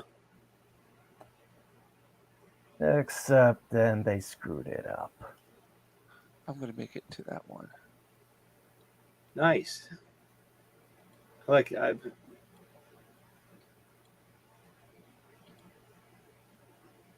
cool. I like the cape and the shadow in the background. It's really nice. Yeah, I'm trying to make this cape. I'm going to subdue it a little bit more because I don't like how this part's beaten up. So I want this cape. So what I'm going to do is you could just take. I'm kind of debating on what to do with this. I don't like a lot of what's going on with this color here. It's all right, but what I might do is, in these kind of cases, if they're having like, I don't know exactly what I want to do around here with this color, then what I like to do is now I'm going to might introduce another color here. Take some inks and just kind of play around with them. And maybe he's get jumping messy. away from an explosion. Could be. You know, something like, or that was my first thought. Like just like when you brought the red out, be like, "Ooh, is there fire behind him now?" So there's a lot of things you could like with this spoiler. That's what they call it, spoiler, right? Mm-hmm. Or the eyedropper or whatever this is. So, for example, if you want to draw with this, you could just take it because it's already been in the ink. You could directly just like do stuff like this on it, Mm-hmm. right?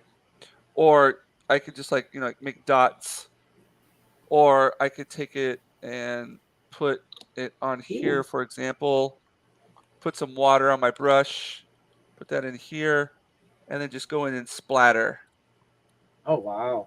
Yeah, that and just like you do things like that, or and then With you the can go fist that if there it's too. too, that could be blood. For all Yeah, it we could be know. blood, and then I can go back in there and I can knock it out, and then I can Oh bring it wow! back in again. There's so many things you could just do with this like physical media. Yeah. So like I can knock it back in there, and I could bring that over here as well. And this is the point where I start just like not giving a fuck, and I just start being crazy.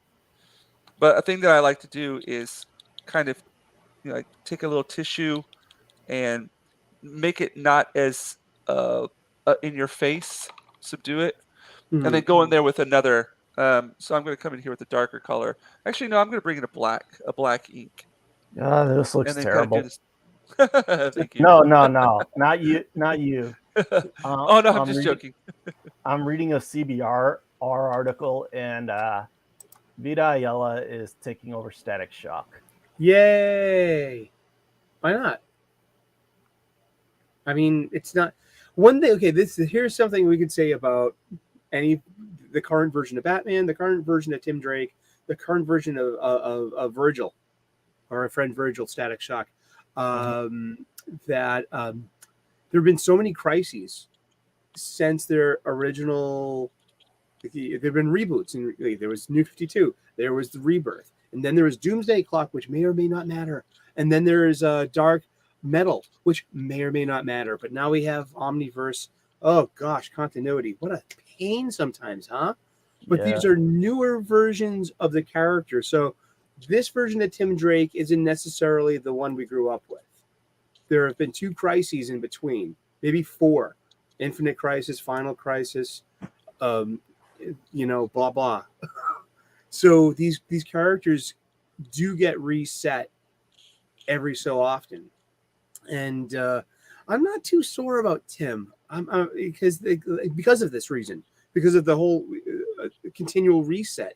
He reminds me of people in my life. Like I've had gay friends, and they always say something that their greatest struggle is coming out of the closet. And so Tim's still a young person in this iteration of him. So he's living, and these are the experiences that he's having. So I don't know. Maybe it'll appeal to someone. Not to me personally. I mean, I'm not buying Batman right now. But I mean, I'm not as mad at it as everyone else is. Yeah, well, I grew up Dick Grayson, so I'm looking at it like I'm Dick Grayson, and Tim's my little brother, and I'm gonna love Tim regardless of who he dates. Yeah, well, as a comic book writer, as a comic book reader, it's just a little bit of too much gay fatigue. Mm-hmm. So many people. That's fair. So many characters who were either straight, all of a sudden come out as this different will come out as this different sexuality, and why is it does it do anything to the story, or do you want to? Is it gonna do anything for the story, or do you just want to do it because you want to do a fan fiction? and troll the existing Yeah. toxically male patriarchy. You know what I mean? Yeah. It's actually I know a lot about postmodernism, and underneath postmodernism comes a lot of capital T theory, which is like queer theory or intersectional feminism theory or colonial theory. And the purpose, one of the tactics, is to invade spaces, pre-existing spaces, and interject their jargon into it. So for queer theory, you want to enter a straight space and queer it. Yeah. By tactic, in order to, they're trying to make it a more there's a balance of making it more appealing to themselves, but also they want to intrinsically change things. Yeah, and that's how they're doing it. Yeah, so I object to it, like in a way of like, it's kind of inauthentic, but like we have so much, we have so little signal to noise, and where are the authentic stories? I think maybe Tim has a better chance of authenticity than is opposite in Marvel, Bobby Drake, the Iceman. Yeah. Yeah, that is So I think that Scenic Grey. I think the Iceman stories. I think they were terrible, especially with Scenic Grace on them. He made him like a very stereotypical gay man. Like Bobby Drake. Bobby Drake was infamous as a skirt chaser. Like, and now he's like the exact opposite. He's like, oh, hey, that guy's. Yeah. And it's just like it's just like, oh, come on. I just couldn't fathom the thing. I mean, I saw Wes. I saw one episode of Wes from Thinking Critical, and his. Okay, I want to talk about the relevation and development of one of your lead characters, coming out of the closet. It's in Scott Pilgrim. It's a story beat that wasn't in the movie. It was Stephen Stills, the talent, the lead singer of Sex Bomb. right. He falls in love with a guy, and it's disclosed. Like Scott finds out at the end, like, oh, his best friend's gay. He comes out like, yeah, Scott. Yeah, he's like, Yeah. but it's very authentic. It's very charming. It's very likable. And you're part of the journey too. Yeah. So yeah. It's organic. Yeah. Yes. I mean, there was no marching orders from like right from a theory. There was no intent to disrupt a pre-existing straight heterodoxy. None of this academic jargon involved. It was a legit story, a heartwarming story. Yeah, I mean, there's this one manga I see, and this is I read, and this is because I actually saw this with it because it was a debacle with seven C's. It was I accidentally turned my best friend into a girl, and it's about a makeup a guy who's really good at makeup and his best friend is basically someone who enjoys wearing girls clothes, and it's basically a boy love story, and they basically Japanese girls love that, right, James? They do. Yeah. The show they got a name for it. Can't remember what it's called like again. Shoujo. Yeah. Shoujo manga, yeah. The shoujo like something very yaoi. Yeah. Yaoi. Is that or am I in the wrong genre? Yeah, it's yaoi. It's called yaoi. Boys kissing boys is huge in anime and in manga, and it's like it's always been though. It's not like it snuck up on us and tried it. Right. Yeah, I mean, it's not like you got, and it's not like you got freaking Goku kissing Vegeta. Yeah, it's one of the actually one of the first animes I noticed that had a same-sex relationship was Sailor Moon. Mm-hmm. It was and they actually changed it to be in the States because Of course, yeah. it was Sailor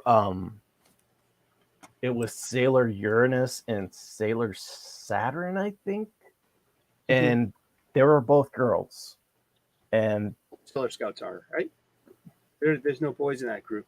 no, It's like a girl band. It's like Blackpink, Yeah, right? it's like Jim. yeah, so they I've never were even heard any of their music. The J-pop and K-pop is not. It's not music. James, actually, there is a Japanese music station I do listen to a lot on YouTube, and really? it's called it's 70s and 80s soul and funk and Oh, tunes. yeah. It's No, that was great.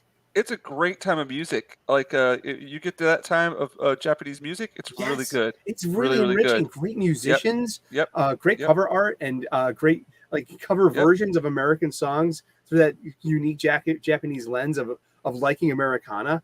I mean, You need to Yeah. meet my friend Joel. He is a DJ, and he has a huge collection of that music, and he plays it all the time. It's great stuff. it I sounds like noticed being that- in an episode of Cowboy Bebop. yeah, I noticed. Yeah. I noticed that I'm a big Godzilla fan, and I noticed that they play a lot of funk during the kaiju movies. Mm-hmm. The like especially in the 70s. It it's always like you when you watch a kaiju movie, you know what decade it is because of the music that they play. Like if they play like 60s like 60s like if you hear like 60s rock, then you know it takes place in the 60s. If you hear like funk, then you know it takes place in the 70s. It's all Sorry, go ahead. it's always fun. It's always fun when you're watching a kaiju movie and you listen to the music. If you want to talk about Japanese music, Low Spec Linux Laptop, who's in the chat right now, he knows his like freaking Japanese music, and there's a big, huge metal and rock um, boom in Japan nowadays. Oh, cool. Yeah, and That 70s rock fan and Pope Metallicas have a weekly show, I believe. Yep. And I'm always missing it because I work odd hours, but I hang out with Pope Metallicas. He's part of my my fellowship, my local fellowship. Cool. Yeah. Yeah, that's why I was recommending Electric Eel Shock to that 70s rock band, that 70s rock Mhm. guy. Yeah. Yeah, because they're a band that I saw live here recently, and it was just awesome. And for Go both of ahead. you guys who enjoy later, I dropped in the private chat a link to the Japanese 70s music.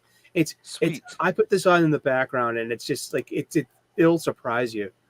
You know how good this music is. Yeah, I'm gonna give it a listen to, definitely. fun. I actually got into kawaii metal through Like Baby Metal. Baby Metal. Yeah, Baby Yeah. Metal.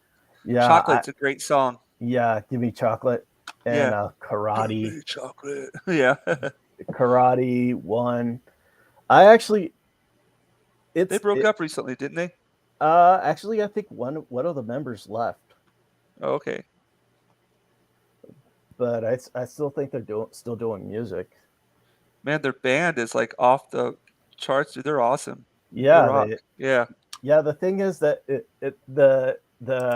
I like the fact that their fans not only include metalheads, but they include like J-pop fans, Right. and cosplayers too.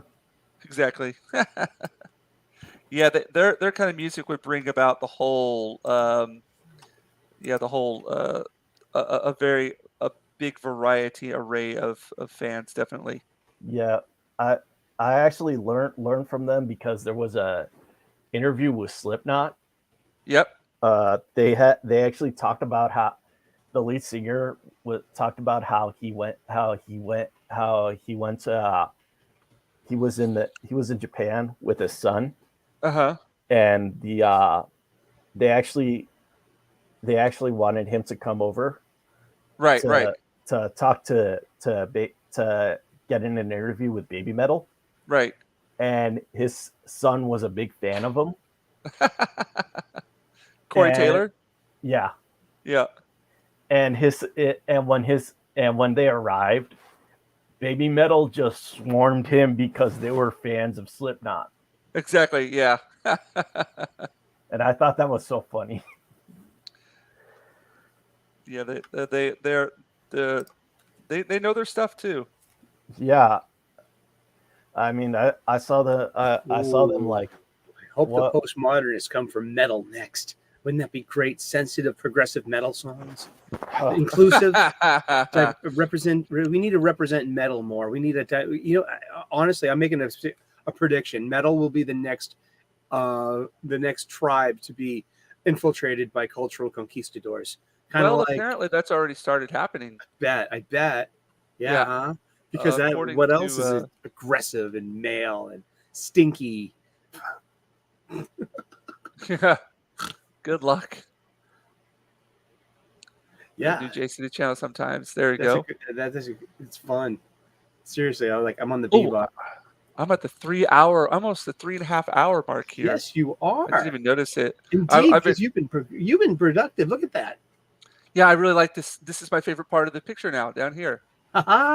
It's he's got his batarang. Batarang. Uh-huh. Yeah, that's all going there. Yeah, I'm probably going to finish up on this soon. Yeah. I could probably go in there and do some more details with stuff and everything. And whenever I have a little bit more, it's almost 2 o'clock in the morning here. Well, you should get to bed. I'm gonna go get something to eat. I'm starving. Yeah, I'm gonna call it quits here. Awesome. That looks great, James. That looks really nice. Thanks, dude. Thanks, guys. I'm gonna actually go to sleep right now because the painkillers are kicking in. Well, Bandito, dude, I hope you feel better. Thanks for toughing it out and coming here. Yeah, man. No problem.